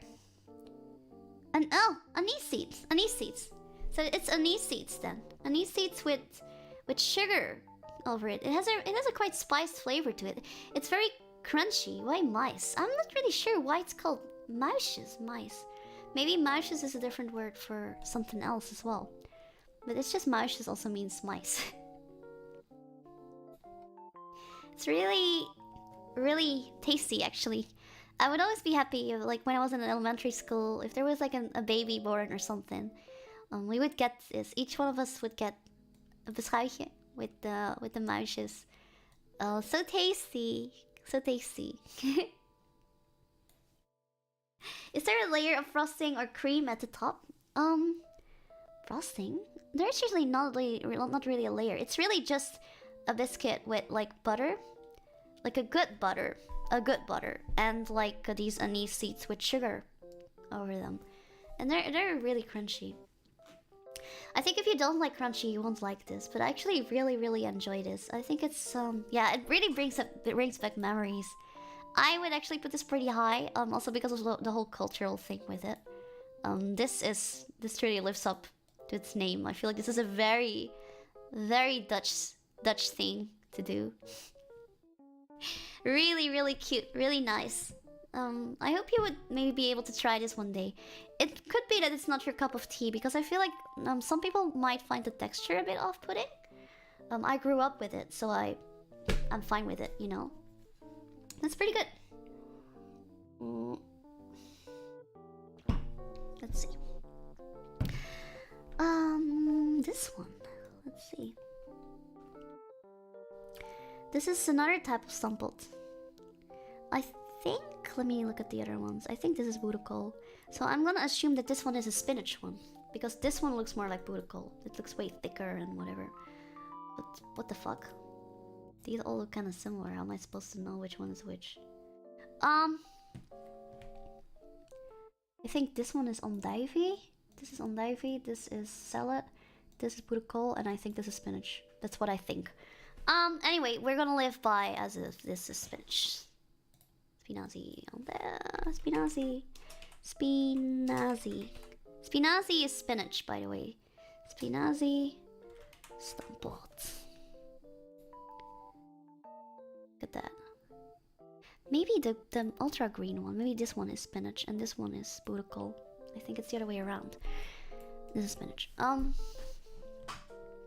Mashed potatoes with spinach stirred through it. Spinach is also kind of mashed together with it. A lot of times it's eaten with an egg. Can we deduct it from that? There's no egg in here either. Wait, what is this? This also looks the same. There's too many Stamppots. This is very tasty as well. This is a very Dutch thing to do. Like when you have like Stamppot, what you do is you make this kind of like well in the middle, and that's where you pour the gravy in. I don't know. This is so Dutch.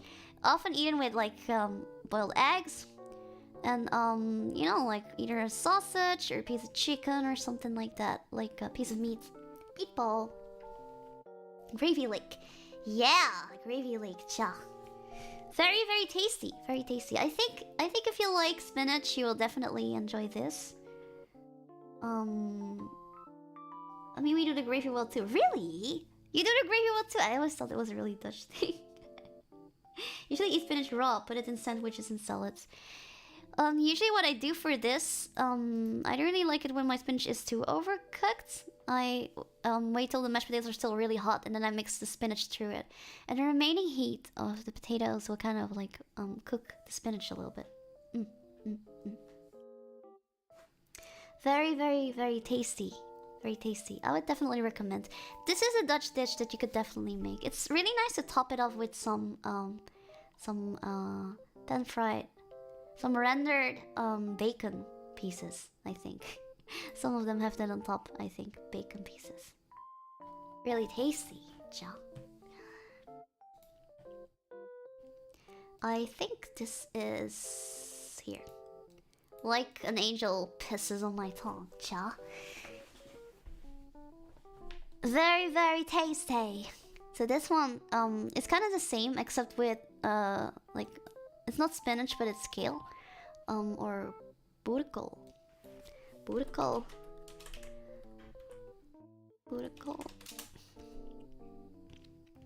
Oh, I'm kind of yeah. This is boerenkool. This is definitely boerenkool then. Boerenkool means farmer cabbage, which is kind of funny. This one is usually paired with a sausage most of the time, without rookworst. Dutch sausage rookworst is very, very tasty as well. A little bit tangy, which is what I really, really like that. My mom doesn't really like kale, so I didn't grow up eating this too much. She was more into spinach. And I guess I'm okay with kale. I don't hate it as much as she does, but I do prefer the spinach one as well. It has a mellower taste.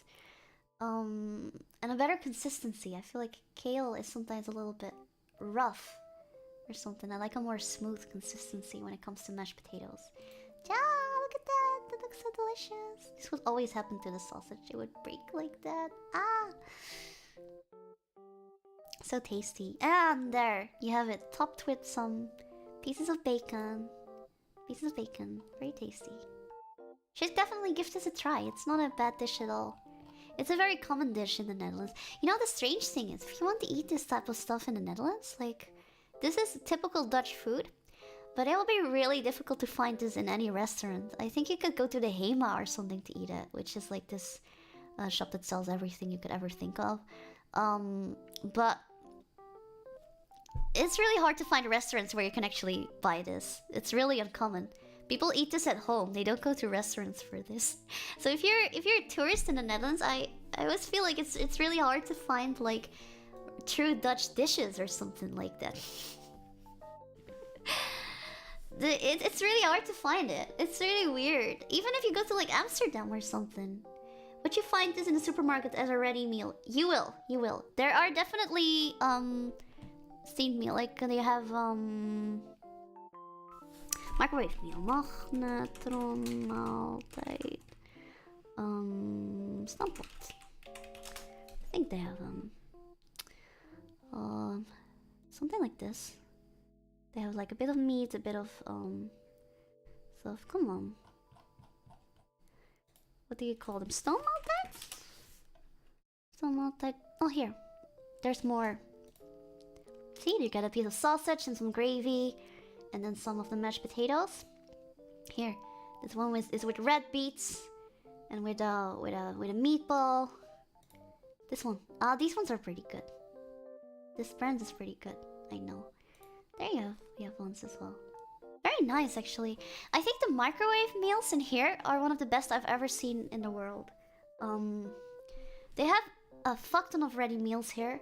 They have anything ever. Like they have Dutch dishes, Italian, Asian, anything. They have healthy ones, less healthy ones. Microwave meals here are really good. I think a lot of people take it a little bit for granted. I think Dutch supermarkets have really, really great ready meals. Not even that expensive, I think, for a ready meal. Ready to go meal, not even that expensive at all. Really, really tasty. Look at that, you know? And I'm talking about almost every supermarket. Almost every supermarket has really good ready meals here. Microwave meals are so good. Yeah, they have these. These are really nice. These are really nice. They're full of veggies. So good. So good. Chaaa. Wow. I'm getting hungry. I'm actually not allowed to eat anymore after 12. I actually have a... I know this is totally not Dutch or something, but this was a bit of a leftover that I had. A little bit of sushi in here. I want to eat this sushi before the clock strikes 12. So, I might eat in a little bit if that's okay with you. Okay, drink water. I'm allowed to drink water until 2 hours before the procedure. So, that's good. I can drink lots of water.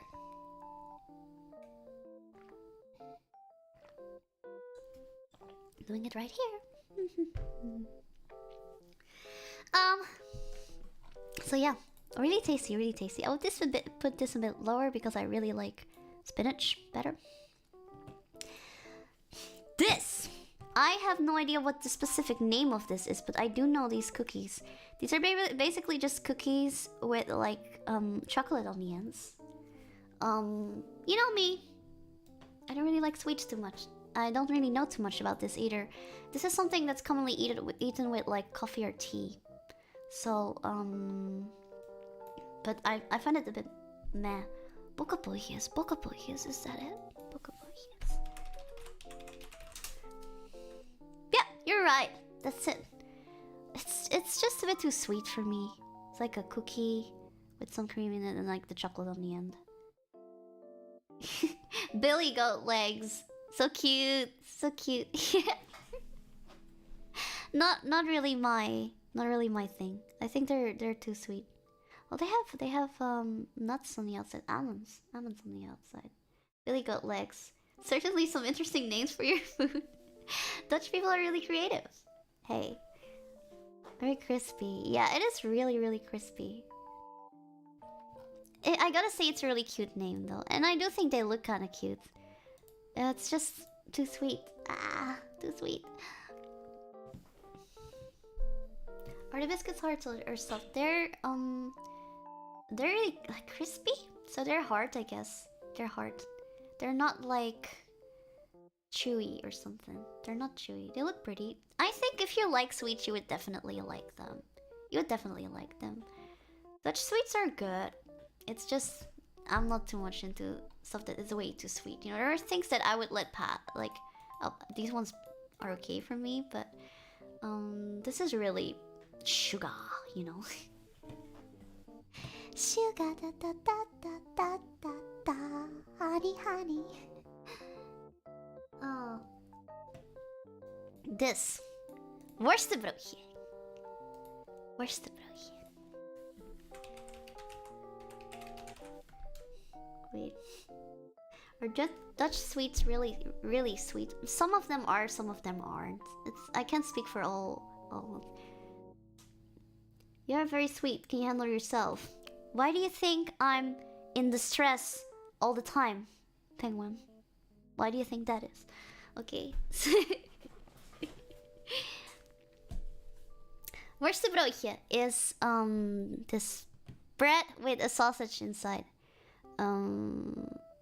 If I am not mistaken, this is from a place in the Netherlands. Like, is this from Brabant? Yeah, Brabant. Brabant is on the bottom of the Netherlands, bottom center. Um,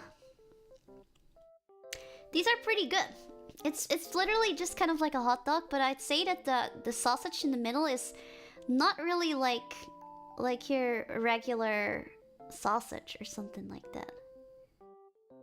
It's not fully a hot dog. I think the meat that's inside has a different flavor. There's a lot of different spices in there.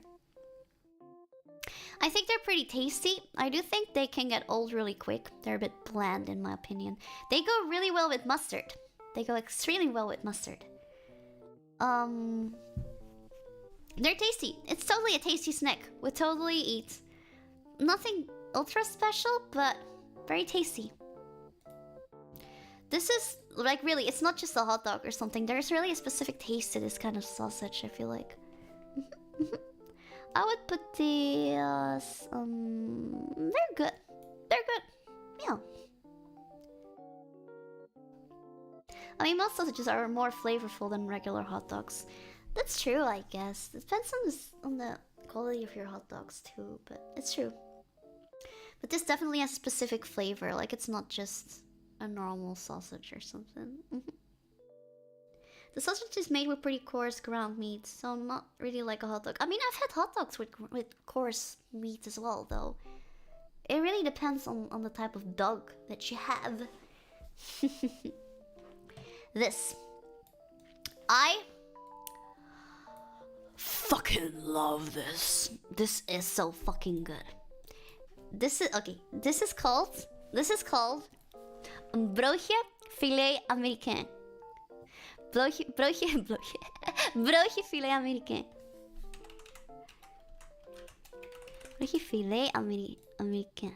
American. I think it's written like this, right? Yeah. It's written with an A. It's Americain. Broodje. Some people, I know some people, some of my friends, they call this broodje Filet American. So the filet, like the broodje, this means bread roll or bread, tiny bread. Filet Americain is referring to this orange bread that you see here on these sandwiches. They're often paired with different toppings such as eggs or onions, you know, like and I'm not really sure what you call this in English, but we call it rucola. Really tasty. Some people might be a bit turned off what it's made from though, because this spread is made from raw meat. So it's raw beef that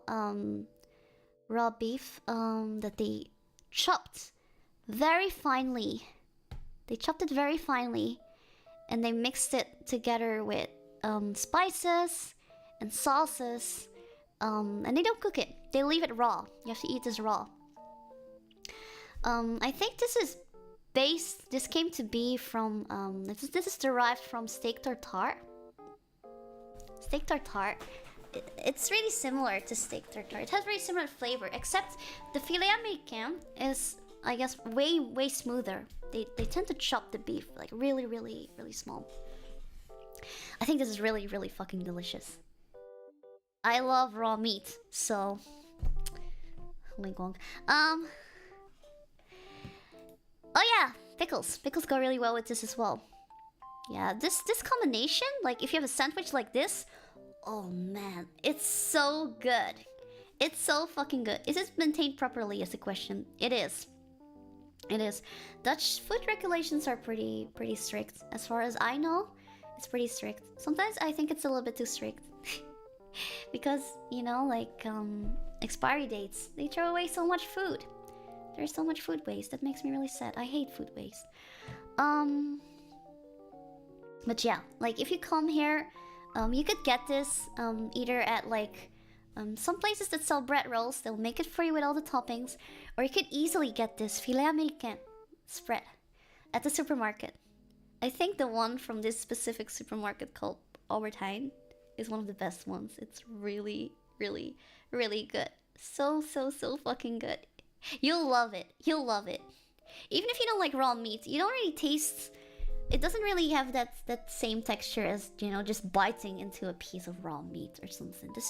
It's really good. It's really smooth. It has a sophisticated flavor to it. So nice.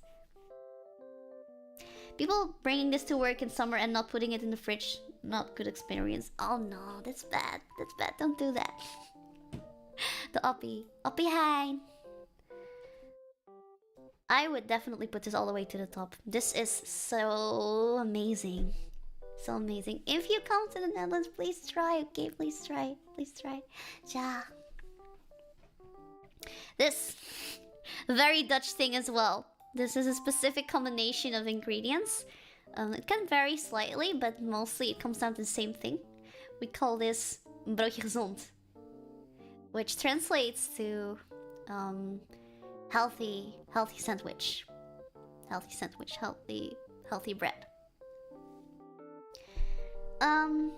This basically is a sandwich. Here, I'll show you a bigger picture. Broodje gezond is basically a sandwich that consists of, most of the time, if not always, cheese. There's always cheese on it. Usually there is slices of egg on it as well.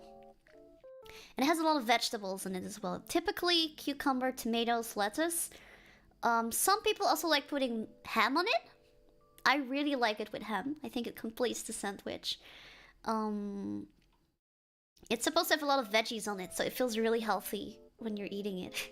Maybe it's not that healthy because there's still ham and bread and whatever, but it's a sandwich, literally. But it's always the same combination, and it has the Dutch cheese on it. It has to have that, that's Goudse kaas. Why did I say Duits? Goudse kaas. It has to have Goudse kaas, I think. This is always Goudse kaas. Gouda cheese. Gouda cheese. So it's not just a sandwich, I guess. I mean, the same could be said about, like, a BLT sandwich or something. It's not something that special either. And I've seen so many variations of that as well, and people still call it BLT, so...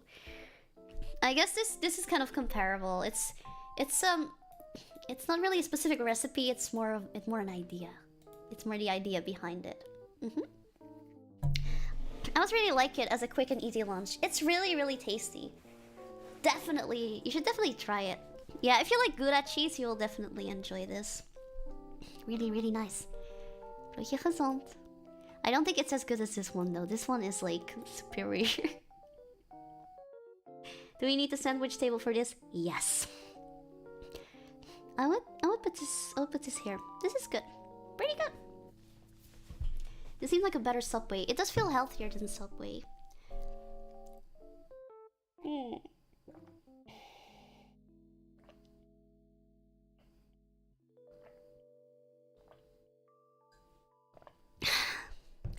Okay, I drink.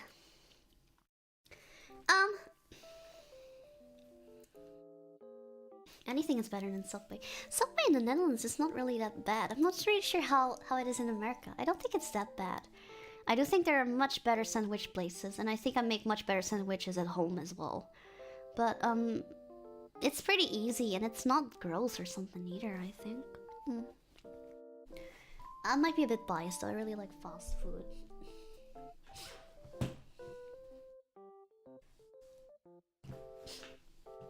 It's healthier because the bread isn't 40% sugar. I guess you could say that, but carbs are pretty unhealthy in general as well, so... it's a lesser evil, okay? This. I feel like I should start off with this one. Because this is basically this, but covered in chocolate. I think, right? This is this one in chocolate. I don't think these are raisins. No, these are not the raisins. These are not the raisin, like, chocolate raisins. This is this covered in chocolate. And this is something we call kruidnoten. A lot of people call these pepernoten. I think almost most people do. But they are actually kruidnoten. Pepernoten are these. This one is an actual pepernote. But as you can see, when I type pepernoten, I'm getting kruidnoten. But these are actually kruidnoten. This one. Most of the time, people just kind of use both of them. People call this pepernoten as well. People, when you say pepernoten, people will get you. People know what you mean. Pepernoten is indeed pepper nuts, but there is no nuts in this, as far as I know. Maybe some almond meal. But this basically it has a really similar flavor to speculaas. I think it is actually speculaas, but it's made into these tiny flattened balls, little balls, and this is often eaten. This is always eaten during this celebration in the Netherlands called Sinterklaas. Sinterklaas. Oh, Sinterklaar. Better Sinterklaar mail. Okay, no, Sinterklaas. So Sinterklaas is basically this guy who is he's a saint, and he I think this is what Santa Claus is based on. This is the OG Santa Claus. This is the OG Santa Claus. And then the 5th of December is his birthday, and he comes to the Netherlands, and people can put their shoe out, and he will ride his white horse, zijn witte schimmel, his white horse, and he will give the children. He will put a gift in their shoe, which they will find the next day. And how you would celebrate this is you also have the pita. There's a huge debate about this. I'm not gonna say what I think. You can fill it in yourself. But they're basically his helpers, as you can see here. They're helpers, and they help Sinterklaas, and they usually help him with all the gifts, and they have pepernoten or kruidnoten in this bag, and they throw it. They kind of throw it to the children so they can catch all the pepernoten. They can catch all the pepernoten.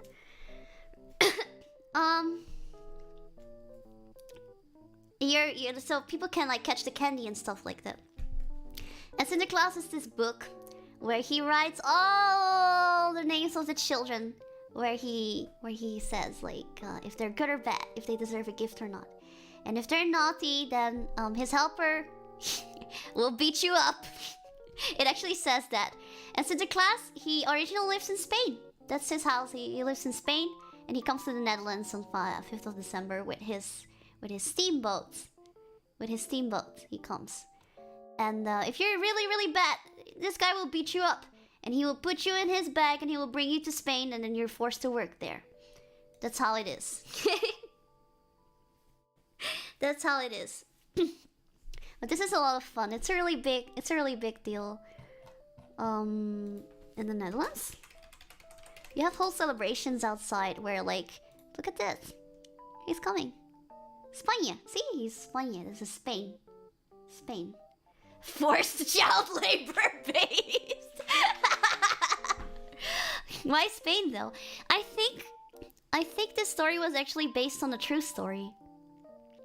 I mean, a lot of it probably changed, but I think it was based on an actual true story, on an actual existing saint who would do good for lesser fortunate children. I think it was something like that, and it just turned into this party that everyone is able to celebrate. All the children are able to celebrate this, and they're able to get cool gifts and to see him, and to get all the candy, all the pepernoten, all the kruidnootjes, schuimpjes, pepernootjes. They can all get it. Look, they're all together. They're all friends. And this, I don't know, like this was so much fun. At school, I remember they would always have like, you know, Sinterklaas come to school as well. And then he would give everyone a gift. It was so much fun. You would get like a tiny gift, like a ruler or something like that. But it was always so cool. And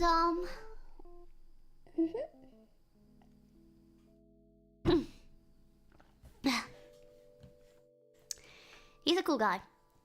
You could what would happen is you could also like you would it would be common for to make a drawing for him. You would draw him, and then you would roll up your drawing and put it in your shoe. And what a lot of people would also do is put a bowl of water and put a carrot in the shoe for the horse. So the horse can eat some too while he's filling up your shoe with the presents. Yeah. He's a real Chet. He's a fucking Chet. He's a fucking Chet. He's a fucking Chet. So this is literally the OG Santa Claus. I think the name Santa Claus actually comes from Sinterklaas. It kind of changed in English because you guys like to do that kind of stuff to our words, you know. Sinterklaas. And this is always eaten during that time. Well, Chappy, this is where I have to take a leave. I'm tired and need some sleep. I hope you all have a nice time. Wish you all the best for whatever makes you anxious the next day. Ganbatte. Thank you, Kaizo. Have a great rest. Take good care of yourself, and hope to see you again next time.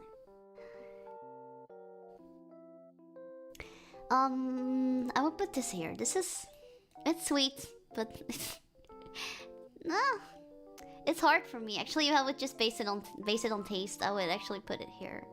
Because I'm okay with them. I'm not that much of a Spinach fan, to be honest.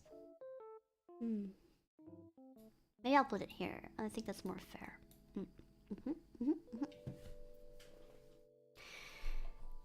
And these are chocolate covered ones. So they have this Spinach and they cover it with either white chocolate, milk chocolate, black chocolate. Pretty tasty as well. But I put them on the same one as well because it's all just sweet. It's good, but sweet. I can't eat too much of it.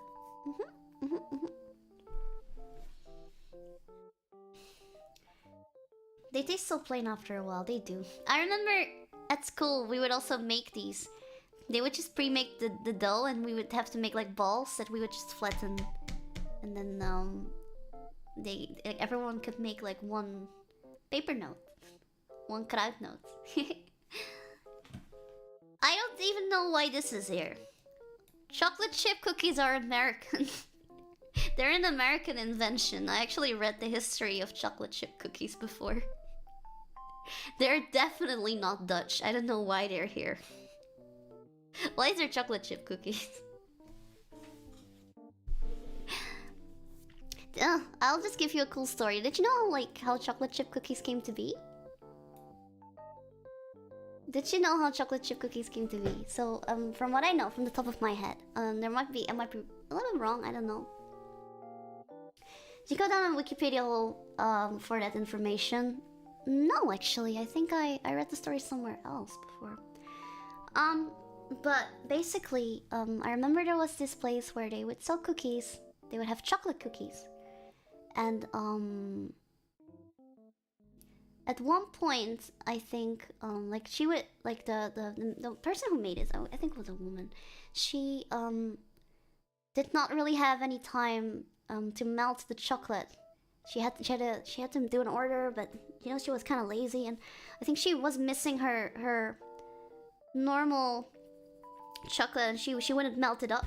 So what her idea is, okay, if I just chop the chocolate in really tiny pieces, and I mix it through the dough, the chocolate will just melt, will kind of melt into the dough, and will, you know, just melt in the oven, and it will just be like a normal regular chocolate cookie. But when she put it into the oven, the chocolate didn't really mix up. It was still kind of molten, but it kind of stayed together. And instead of that, there were tiny pieces of chocolate all into the cookie. And she was like, oh no, it's a mistake. Oh no. But did chocolate chips themselves not exist until then? Could very well be, actually, but I'm not too sure about the history of chocolate chips themselves. I just know the cookie part. I'm probably gonna read into it. Food recipe was infinite from laziness. I'm not really sure if it was fully from laziness. I think she also just had a lot to do. If anything, a lot that we have nowadays is all born from laziness. So don't look down on that. I think I think a lot of people who invent stuff tend to be lazy people. They, in the sense of like, they want an easier way for something. You know? That's how you invent stuff. Like, how to make life easier. How to make life more convenient.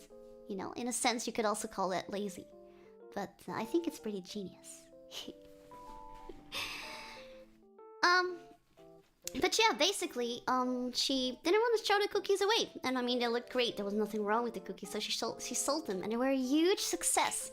And that's how she, you know, continued selling them. And then they kind of became a bigger thing, you know, in America now all over the world. Yeah. When will I invent something? I'm pretty lazy. I mean, you need more than just laziness. But being a little bit lazy definitely helps. You'll come up with ideas because you have a motivation to do something. Lazy can be a good motivator if it's combined with some other things. It's not full-on laziness. Work smarter, not harder. Exactly. I mean, that's also kind of like lazy in a sense, you know? Like, lazy is not necessarily bad. Don't be fully lazy, that's all. Just have a good balance, you know? Like, but... I write a lot of programs due to laziness. It's great. Excellent. That's exactly what I mean. But yeah, chocolate chips are good, but I don't know why they're here. I'll just put them on good. Laziness is the mother of invention. Exactly. Yeah. Okay, so I'm gonna do, let me just do 2 more, okay? I'm gonna kind of pick. They have some interesting ones. And then I want to zatsu a little bit with you guys. And I don't really want to, make the stream too long. Because I have to wake up really fucking early tomorrow. And I have to be ready for tomorrow. So, I hope you understand. I'm sorry, but I can definitely not finish this tier list. But it will be, to be continued. Yeah. To be continued. So, let's see, which one will I talk about? I will definitely talk about this one. And I will...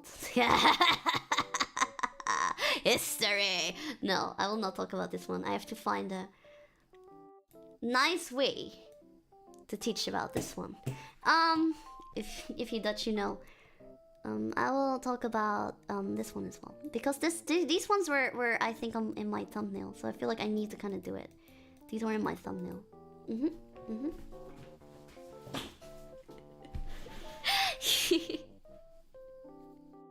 You'll have to wait for this one. If you know, you know. Aren't those just marshmallows and chocolate? They're slightly different. I think this consistency is a bit different from marshmallow. But I'm not talking about this snack. I'm talking about... I'm referring to the name of this snack.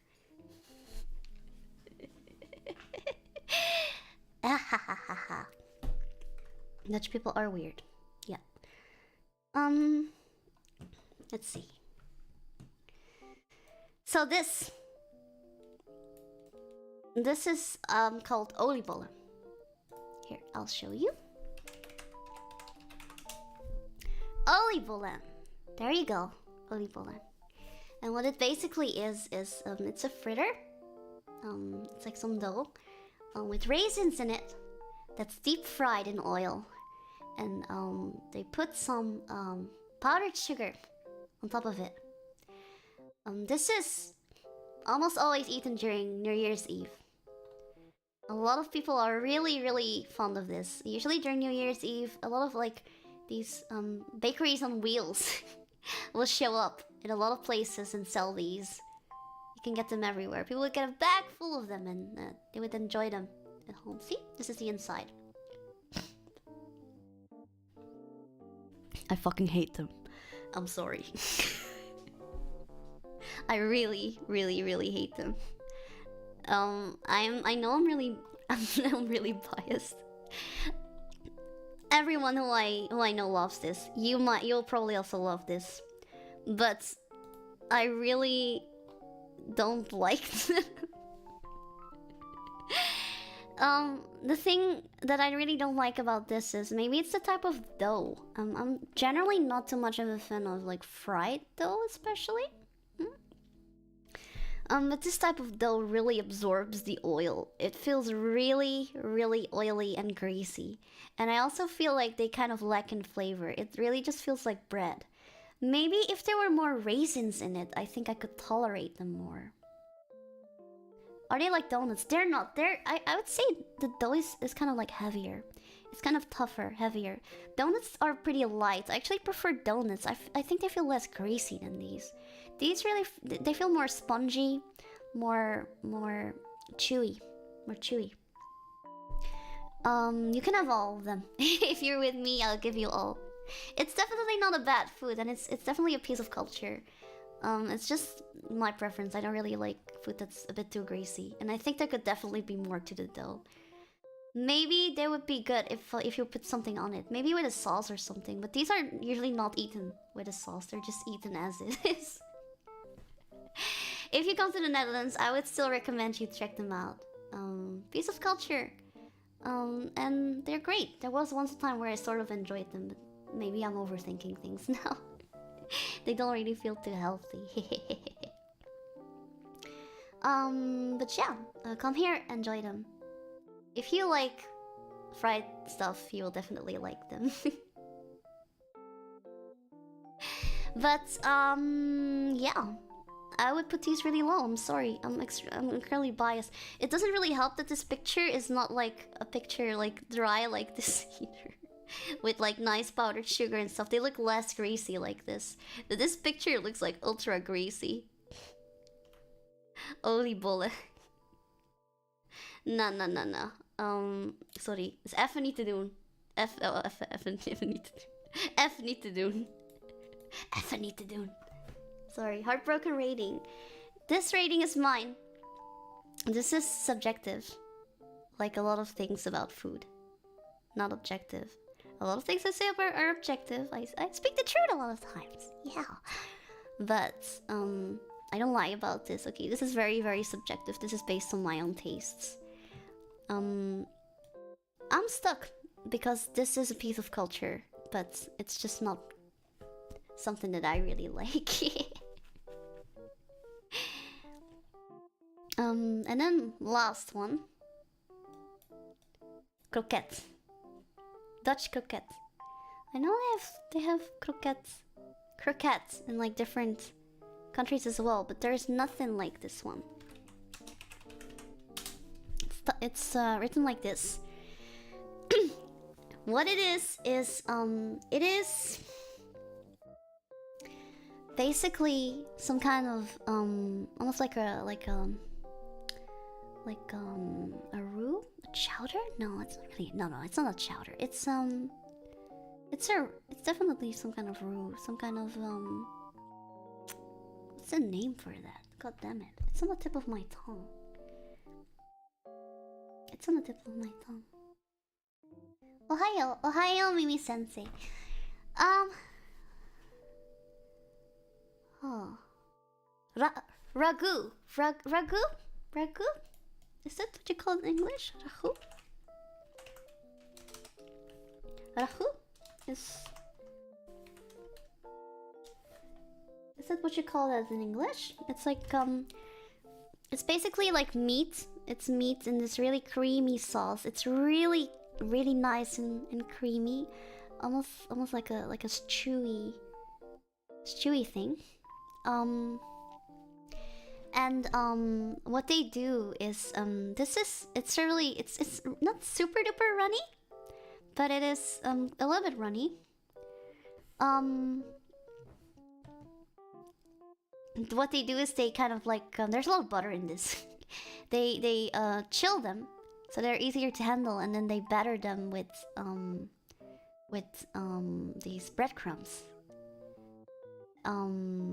This. Like they did, and then after batter, they deep fry it. I think that it looks deep fried. It is deep fried. This is incredibly delicious, in my opinion. It looks very simple, but I think the flavors are anything but simple. I think this Dutch people, they grew up with this, you know, like, you might take it for granted if you've lived in the Netherlands all the time. I have lived overseas for a while. You have no idea how much I was missing these when I was living overseas. I couldn't get them. These are so incredibly delicious, in my opinion. They're so complex.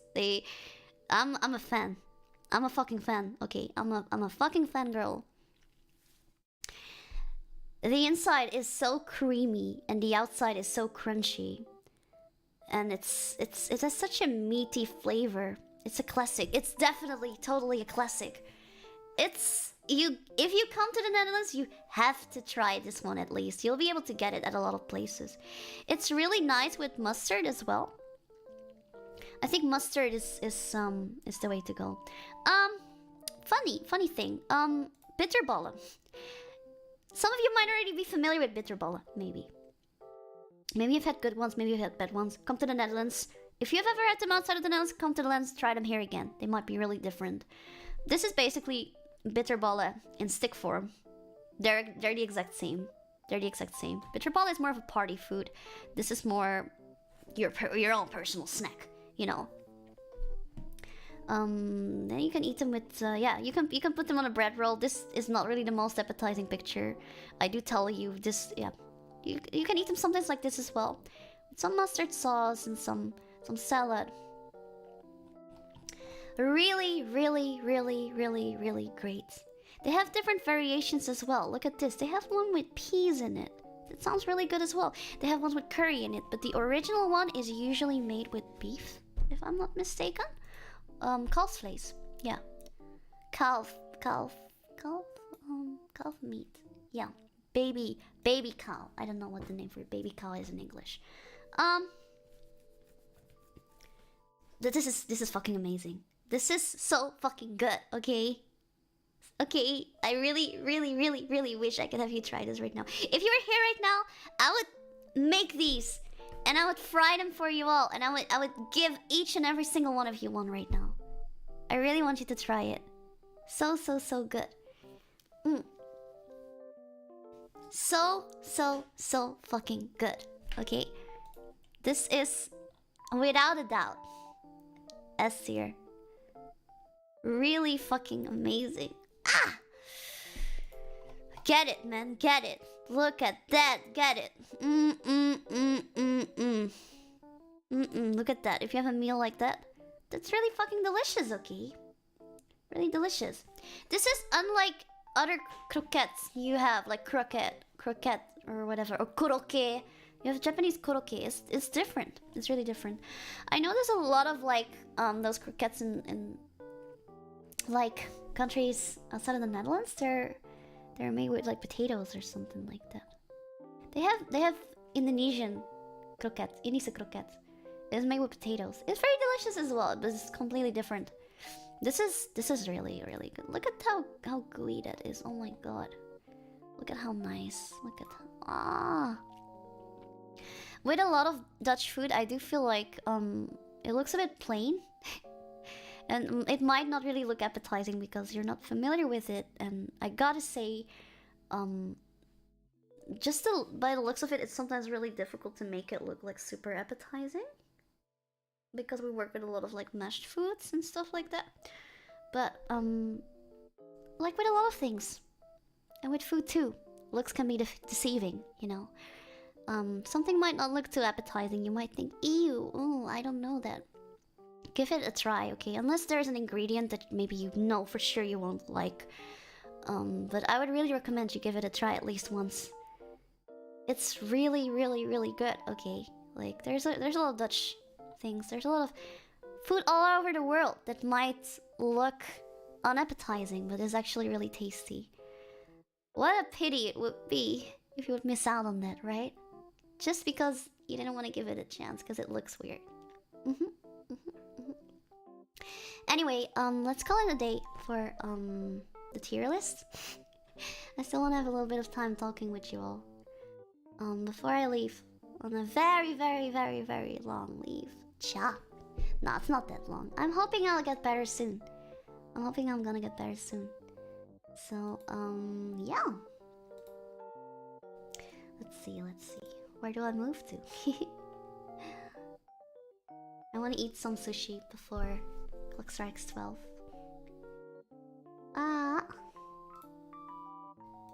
Let's see. I can go to that bar setting. I like that bar setting, even though I'm not really drinking anything right now.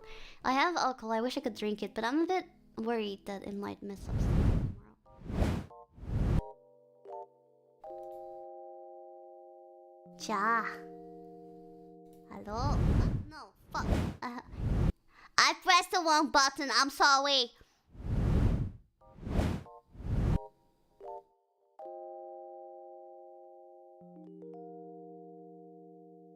I feel like I'm getting repetitive with this, but I found the mystery food. What is the mystery food, Neck? Tell me! What's the mystery food? What is the mystery food? I wanna know. Tell me. I'm sorry if you mentioned it before. I didn't see. I'm sorry. I was getting really into the tier list. I'm sorry. I always get really excited about these kind of things. Maybe it's stupid, but yeah. By the way, there's something I would like to apologize for. Maybe these past few streams are not really that exciting. I remember the last time I went on my hiatus, I had a little bit more time and wiggle room to actually make sure that my last few streams were really cool. Like we had the jazz karaoke and we had the Little Devil, stuff like that, you know, like I'm sorry that isn't the case this time. They're just boring Zatsudans, oh my god. I wish I could have prepared more, but I'm sorry if I disappointed you with the content of these streams. I wish I had more time to spend some more time with you and to also prepare more. They're better. Because I want to be able to give you the best, okay? Because it's what you deserve, okay? Okay? That's what you deserve when you're a love bite. You deserve the best.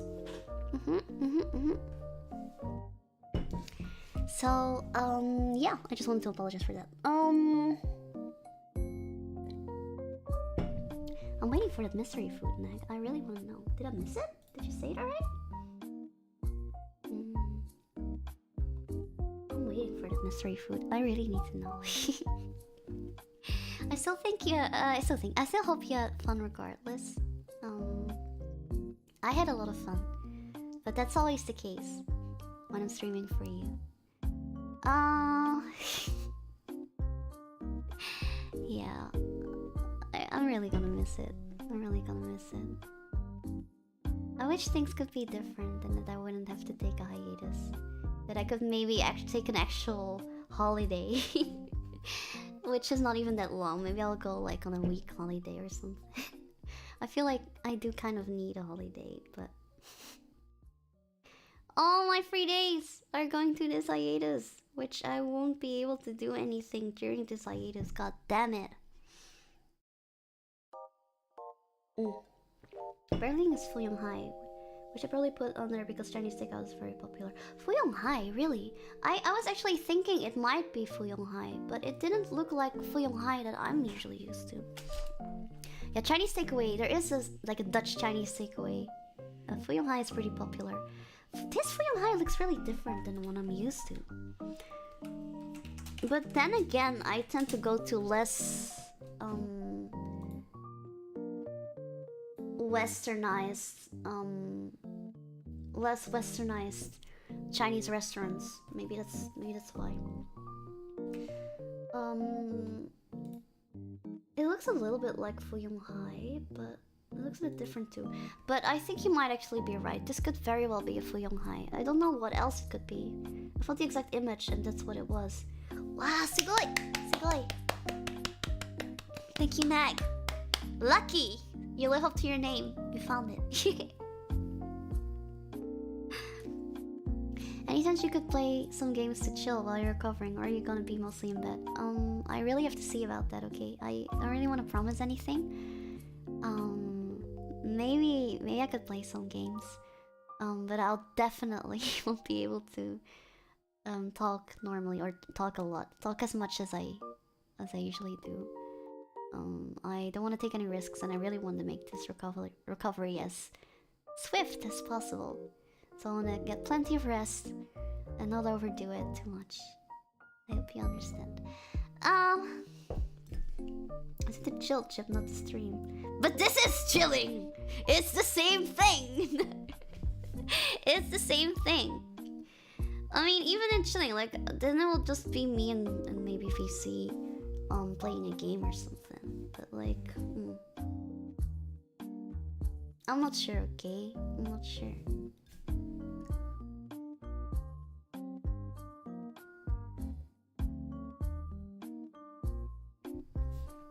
I'm not sure if I can play like games on my own either, because I will be staying at my mom's place. I'll be staying at my mom's place. She'll help me take care of me. I live on my own, so it'll be kind of tough if I just stay at home right after the big day, and I have to immediately take care of myself. That's gonna go wrong for sure. I'll need a lot of pampering. And luckily my lovely mother is there to take care of me. Thank you, Mom. I'm sure she's gonna make something delicious that I can easily eat when I'm sick. My mom always makes the best food in the world. Chaaa. Ace Attorney is a good game to chill. I was actually thinking of playing Ace Attorney. Sadly, I don't have a laptop. I wish I had. Maybe I could then play some games, but I don't think my other PC can handle it, to be honest. Understand that. Please rest and thank you, John Mama. Thank you, John Mama. Thank you. Thank you, John Mama. I love my mom so much. She doesn't realize, but I hope she realizes one day how much I love her. Let's see. The other PC should be able to handle a visual novel. I'm not sure. Last time I was having a lot of trouble though. I was having a lot of trouble with it. But I could check it out. I think most of the time I would want to be in bed too, so a laptop would definitely be ideal. I want a laptop. I'm actually thinking of getting one. I wonder if there is like actually a laptop that would be good for streaming. It will definitely not be my permanent stream setup, but it would be really useful to be able to stream using a laptop. Maybe I could even stream outside sometimes. That sounds kind of cool. I'm not sure if the connection would be able to handle that though.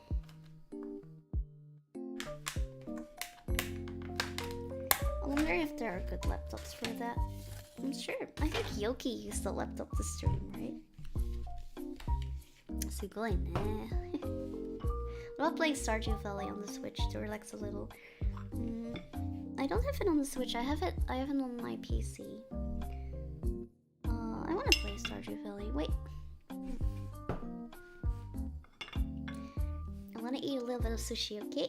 I still have half an hour, and then I have to stop eating, sadly. So I'll stuff myself with some leftover sushi that I got. Ja, itadakimasu! Itadakimasu! Kyo wa arigatou! Thank you so much for today! Today was a great day.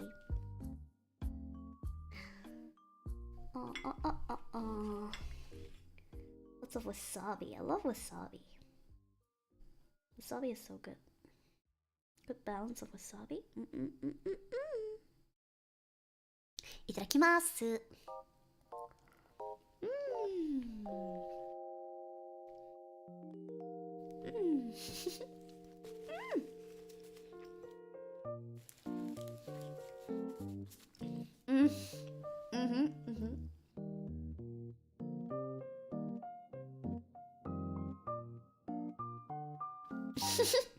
I look so funny when I'm eating. You really seem like nom nom nom. I eat with my mouth closed. I don't know why it shows up open when I chew. I guess I just chew really intensely. Oh, that's really tasty. What kind of sushi are you eating? I'm having some leftovers. There's a California roll here, which is one of my favorite fusion rolls, by the way. There's also some nigiris. I have a salmon nigiri and a tuna nigiri. And I had one tempura roll. The nigiris are my favorite. I really like very simple sushi with fish. But I don't hate on fusion sushi either. I think they can be pretty nice as well, as long as they're not too overly packed with stuff. These are pretty humble. They just have some surimi and some cucumber and avocado in it. So that's pretty good. Ah, tasty. Let's get some beni shoga. I have some beni shoga. Delicious.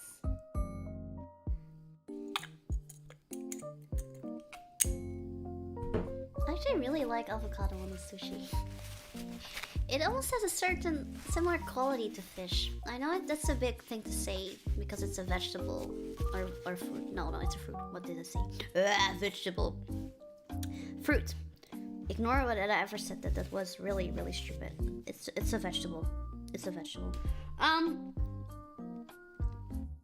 It has a very creamy, rich flavor to it, which I think is very similar to certain types of fish when it comes to sushi. It has a very smooth, silky texture. Smooth, silky texture, a bit rich taste, almost a bit fatty. It reminds me a little bit of that fatty salmon, you know, like fatty tuna. That's why I think it fits pretty well in the sushi, even though it's not really a traditional ingredient. But salmon is actually not really a traditional ingredient either. If you thought it was. It's actually not. I think I ever saw this documentary about sushi, and I remember the Japanese needed quite some convincing before they actually started to use salmon in their sushi. Because salmon comes from Norway. They don't have salmon in Japan, you know? So that's a little bit of fusion as well. That's why when I sometimes see people hate so much on fusion sushi, I'm sometimes thinking, do you really know the origins of sushi as well? There's a lot of sushis that are kind of staples in Japan now, which weren't actually fully traditional either, you know? Cuisine, like cooking, all over the world keeps changing. Change is inevitable. And a lot of really cool things can be born out of change. You don't have to like them, but you don't have to hate them either, I think. Just respect they exist, and respect that some people might enjoy them, cha. If anything, a lot of Japanese cuisine is very fusion. A lot of Japanese cuisine is very fusion. Most cuisines are fusion, or many cultures. Exactly. It all came from somewhere, you know? Like, if you think about it, like, I'm not sure if it was confirmed or not, or if this was a theory, but pastas and stuff actually also were based on noodles that came from China, you know? I know I sometimes see people be very Puritan, and they're very like strict about pasta. You can't do this, you can't do that, because that's not traditional, this is not traditional. But the origins of pasta also come from other countries. You know, without that fusion, without the creativity, without the mixing of cultures, maybe we weren't even able to have it in the first place. Ja. Never be afraid to experiment. It's not bad. You know, don't be afraid. Just try it first before you form an opinion immediately, or immediately diss it.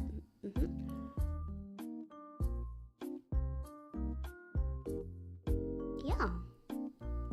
I'm just a foodie, okay? I appreciate food, I love food. Good food is good food, bad food is bad food, and it's most of the time really subjective. I like to focus on the good food, that makes me happy.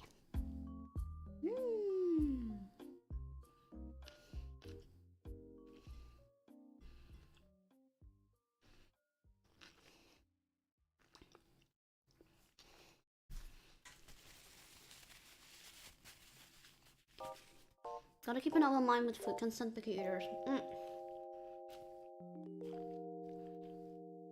As much as a lot of times, naturally, I tend to reflect things to myself. And since I'm not a picky eaters sometimes really annoy me. I think it's more that I can't understand them. Maybe because I'm so adventurous myself, but I'm aware that there are quite a lot of picky eaters, and I don't think these people decide to be picky eaters either.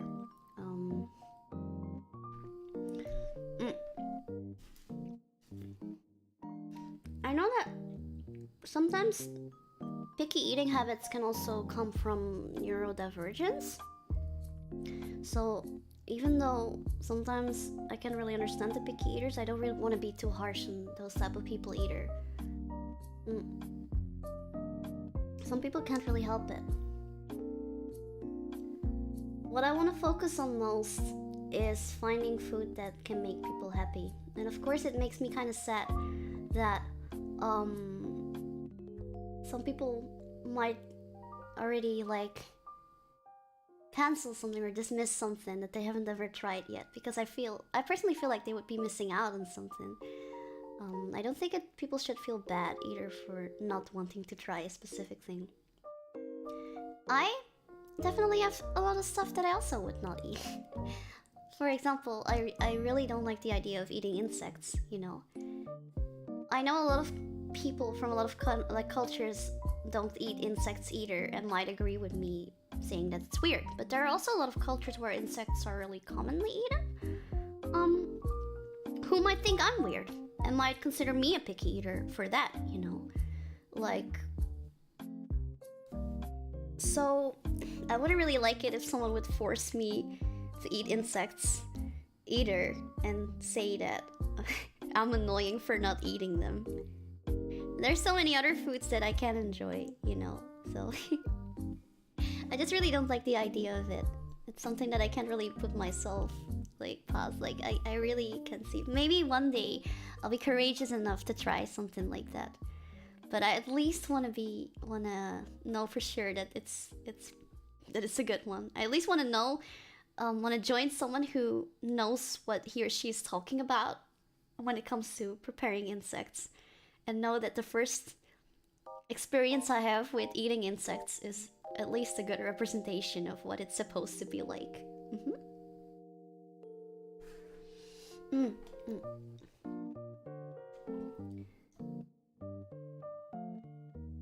Maybe because I grew up hungry, learn to appreciate food when you don't have it. No, I'm totally the same. Like I would be lying if I say I don't get annoyed at picky eaters. But that's my initial reaction, and I really want my second reaction at least to be a more understanding one. I grew up quite poor as well, and there were times where I didn't have enough food. Times where, you know, like maybe that's also the reason why I'm so appreciative of food, I think. Because there were times where I couldn't eat this type of food, where it was really something super special. And in a sense, I'm glad, because I feel like because of that, it's great to be able to appreciate things like this, you know? I hope that part of me never dies. I hope I'll always stay really appreciative of food, even if it's just simple things. You know, like that something simple is able to make me happy. That's great. I want to keep that feeling.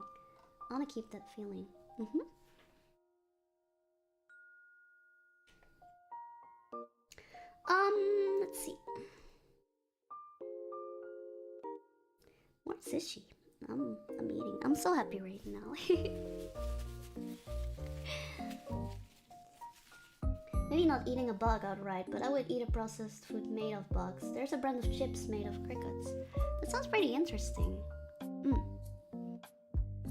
Maybe this would be a better way for me to try it out, because maybe then it doesn't really look like a cricket anymore. I think the way how insects look is really off-putting for me. Maybe it's also because I kind of associate insects with dirt. Like, things that are dead, things that are dirty, you know, like, I kind of associate them with that. But of course, a lot of insects are actually pretty clean. It's just kind of a bias I have, I'm totally biased for that. Maybe one day I can be more open-minded. I'm still working on it. But that's why it would be a bit hypocritical of me to bash on every picky eater. My brother and sister are really picky eaters, and I've been annoyed at them so many times. But for me, it's more that sometimes my mom cooks something and they just refuse to eat it. I think then I'm kind of just like, yeah, sure, but make your own food then or something. You know? So I can understand the frustration, Cha. Ah.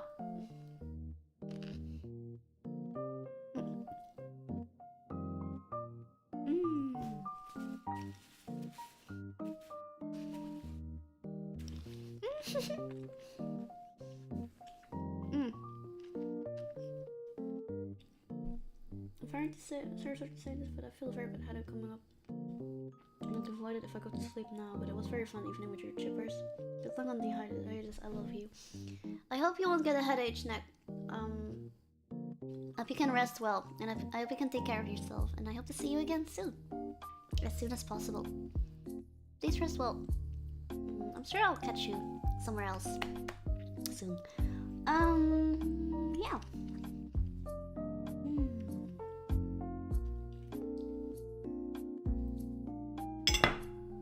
Tasty! Now I'm gonna eat the tuna nigiri. Ooh! Tuna. Not tuna in Dutch. Tonijn. Tonijn. Ooh, I'm out of soy sauce. Be right back. I'll get a bit more soy sauce.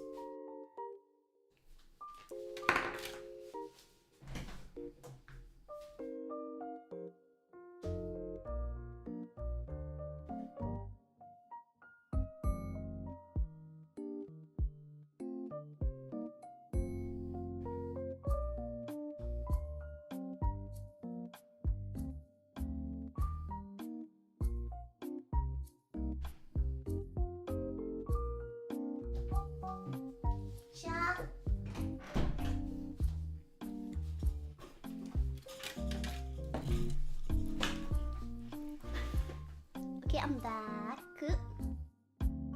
Ciao. Tasty, tasty, tasty, tasty tuna.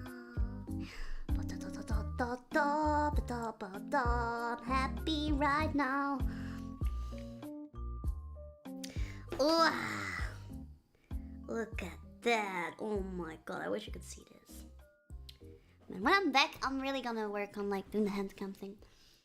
I'm still finding like the right tripod for that kind of stuff. I really don't get how some people do that.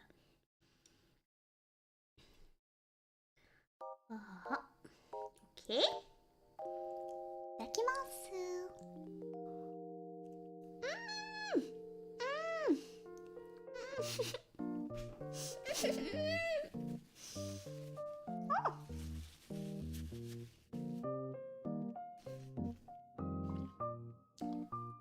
Wow. That is amazing. Something so simple. So amazing. The flavor of the rice, the texture of the rice, and then the silky flavor of the tuna. And such a gentle sea flavor to it. With that nice soy sauce, that deep soy sauce flavor.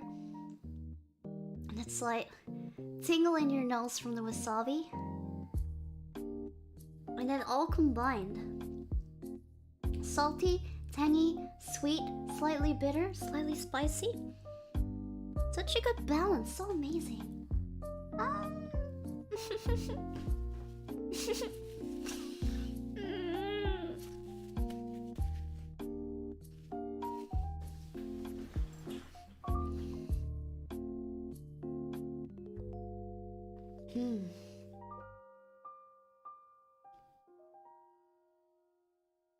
Oh. A gentle sea flavor. It's definitely tuna. Definitely tuna. I wish I could like wasabi. You really don't like wasabi. It could be that this wasabi I had was not really good. I know there's a lot of different types of wasabi. And I do know that the wasabi they usually give you in restaurants or sell at the store, it's not actually real wasabi. It's fake. A real wasabi root is actually pretty expensive, and it needs very specific conditions to grow in, which is the reason why it's so expensive. Usually the thing that they sell in the supermarket is... Oh wait, I only know the Dutch word. Let me Google Translate. Horseradish. Usually the wasabi, it's horseradish that they colored. Like, give it a green color. And it has a totally different taste than actual wasabi. I've tasted actual wasabi before. It's similar. It's reminiscent of like actual wasabi, but I do say like the kick hits you different. So it could be that you actually like wasabi, but you just haven't had it yet. I also think it is very important that you have a very good balance of wasabi on your sushi. I know in Japan sometimes the chef already puts a little bit of wasabi on the sushi for you. And I actually prefer that. I feel the balance is gonna be really good. It's gonna be spread out. It's not gonna be this chunk of green, prickly thing.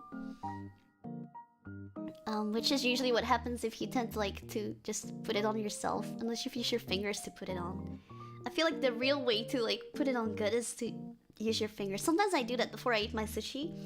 Of course I wash my hands. I put some wasabi on my fingers and I just kind of do that thing that I saw the Japanese chef do before. But if you try to pick it up with your chopsticks, usually you tend to get a bit too much, or it tends to just be... it tends to just come in this chunk, and I feel like that's not as pleasant as it's supposed to be. Alright, another piece. Ooh, I just have 10 minutes left.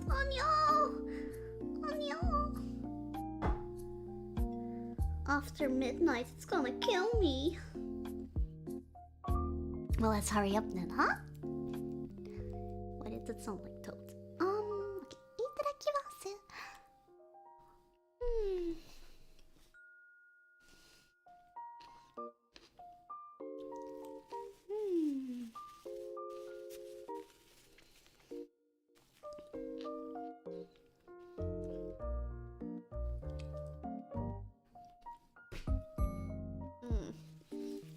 I'm gonna miss being able to eat good food for a while.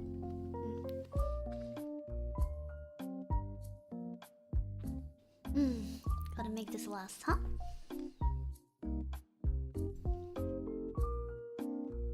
Oishii! Ah, so good!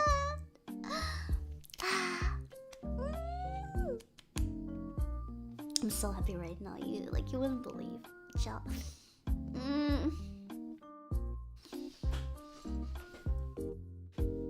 Okay, I'm gonna save the salmon one for last because this one's my favorite.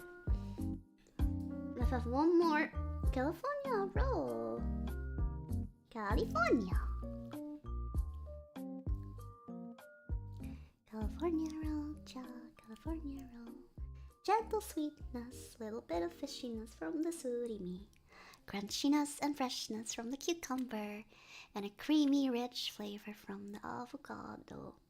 Wrapped with very fragrant sweet and sour rice. And then some tobiko, a little flavor of the sea.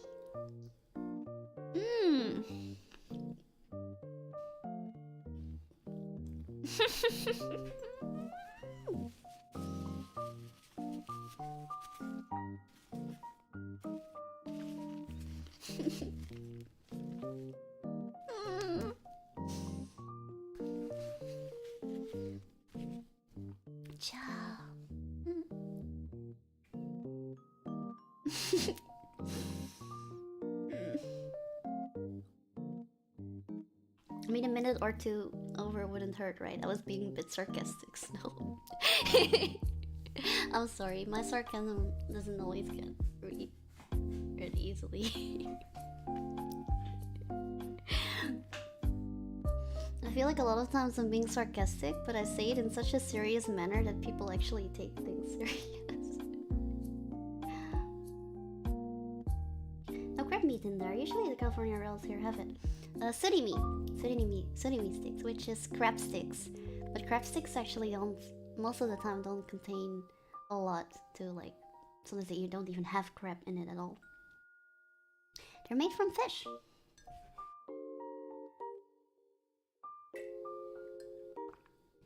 It's kind of like a fish cake, Chicory.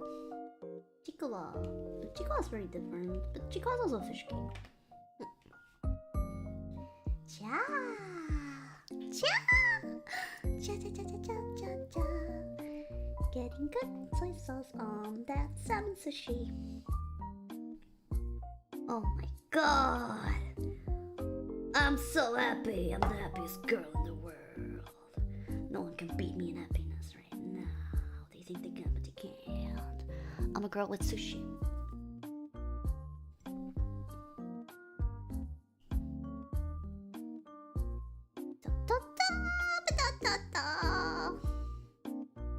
Oh, okay. I'm gonna take a bite of this feast. Oh my god, it looks so fatty.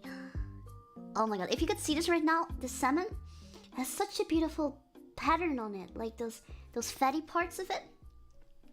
From these fatty parts, I can tell that this is most likely a farmed salmon, which I actually prefer farmed salmon over wild salmon. Farmed salmon tends to be a bit more fatty. I really like fatty fish. Strange, I don't really like greasy food, but at the same time, I do like fatty fish. Itadakimasu.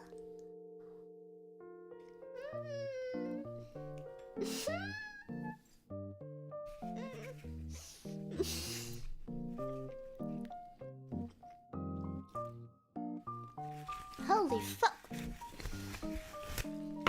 That is damn delicious. Fucking amazing.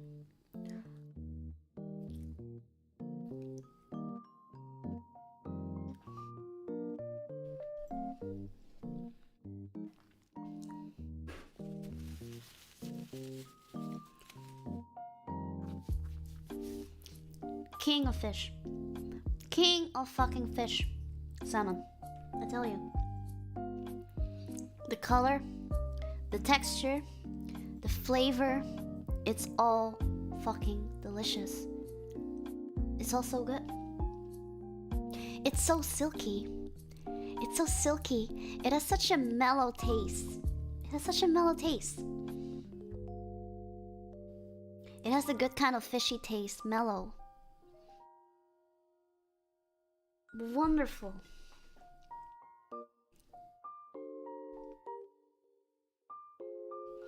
The silkiness, oh my god.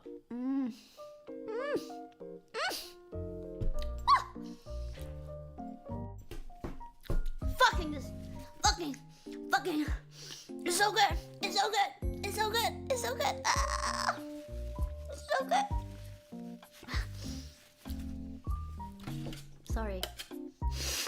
I'm weird.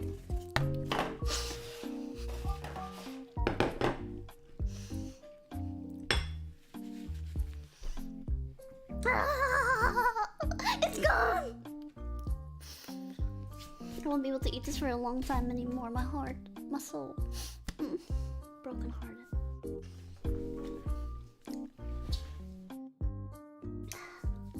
This is fucking amazing.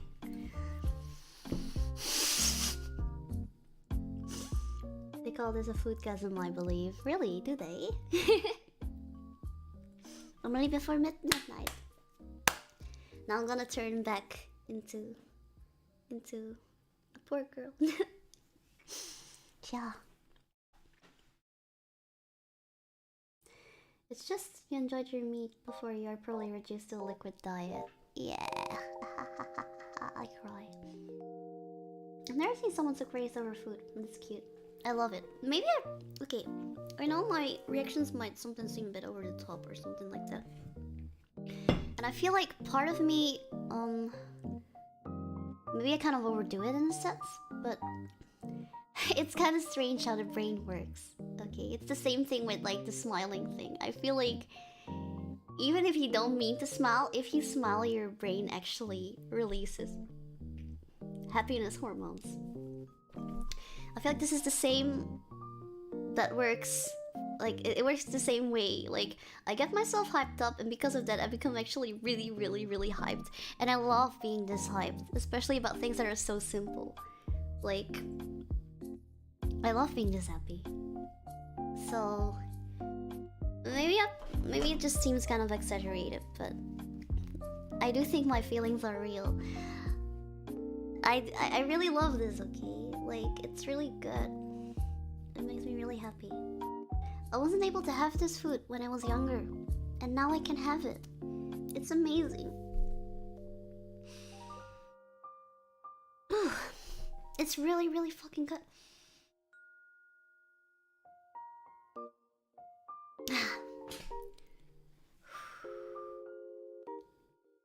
I'm so thankful. I'm so thankful. What a time to be alive.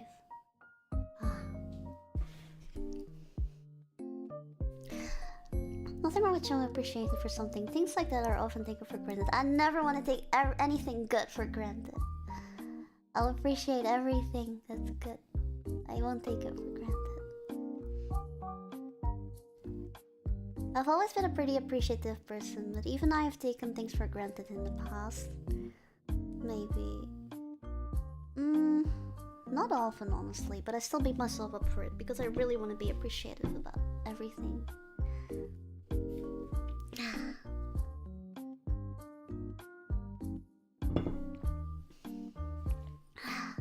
Drinking water.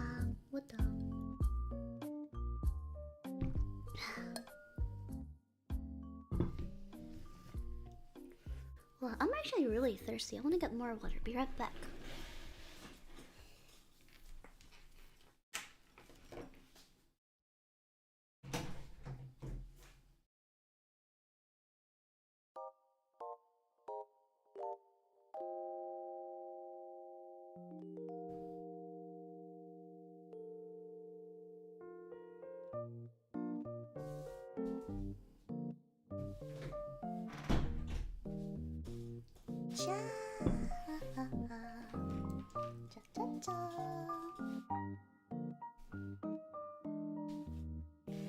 Okay, I'm back. I'm back, everybody. Yay! I'm back. Fuck, I spilled water all over my legs.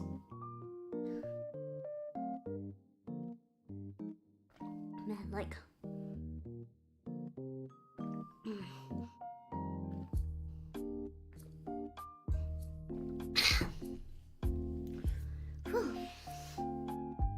Like, you know that the time when you're like so fucking thirsty and then you finally get to drink water and you drink it and you're so thirsty you're just going hard at it and it's like it's dripping down from your face from the sides but you don't even fucking care. You're so fucking thirsty, you know, like you're just fuck it. At that moment you're just a slut for water. You know, like... Oh.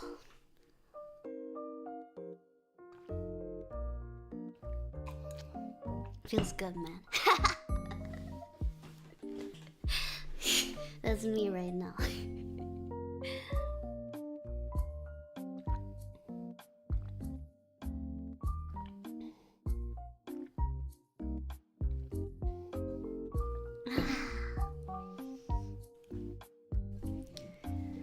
It's good. Oh, man, I'm getting sleepy. I should really not overdo it. I'm already getting less than 7 hours of sleep, and I should have definitely gone on 7 hours before tomorrow. So, I'm a dirty water slut. Me too. I'm a dirty water slut.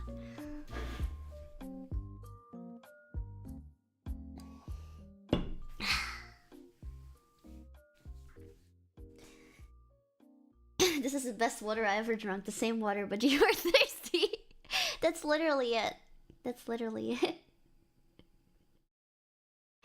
But yeah, I think I'm gonna end it here. If it were up to me, I would stream all night long. But sadly, it's not fully up to me. I really need the energy for tomorrow.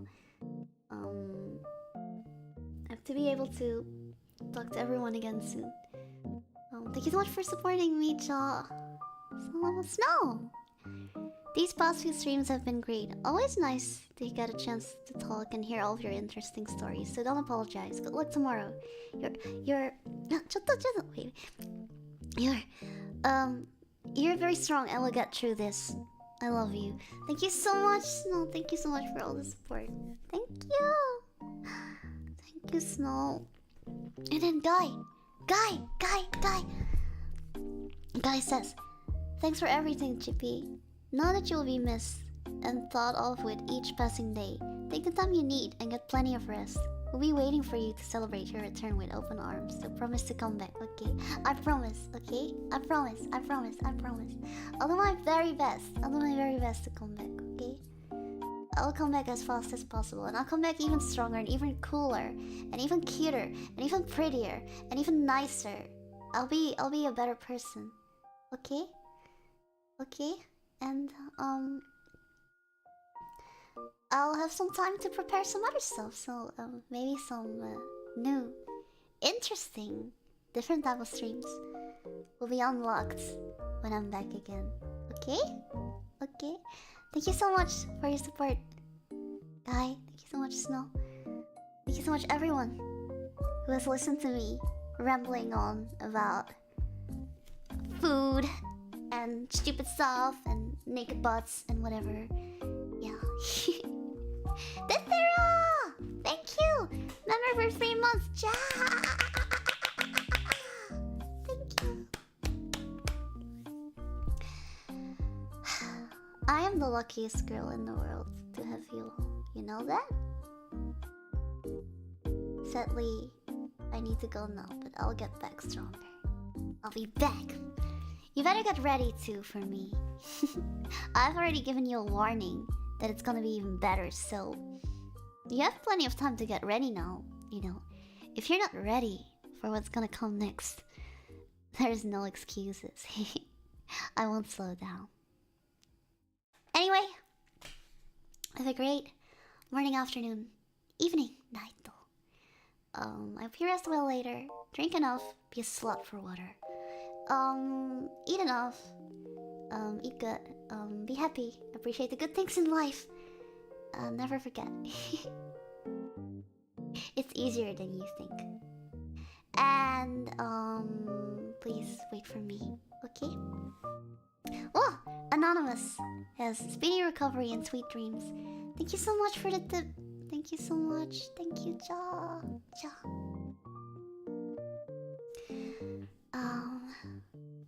Take care. And see you later. Ja, mata ne. I have to say what I say when I leave. Ja.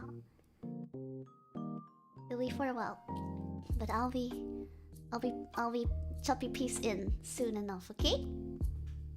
But now I will say Chapi, peace. Ata.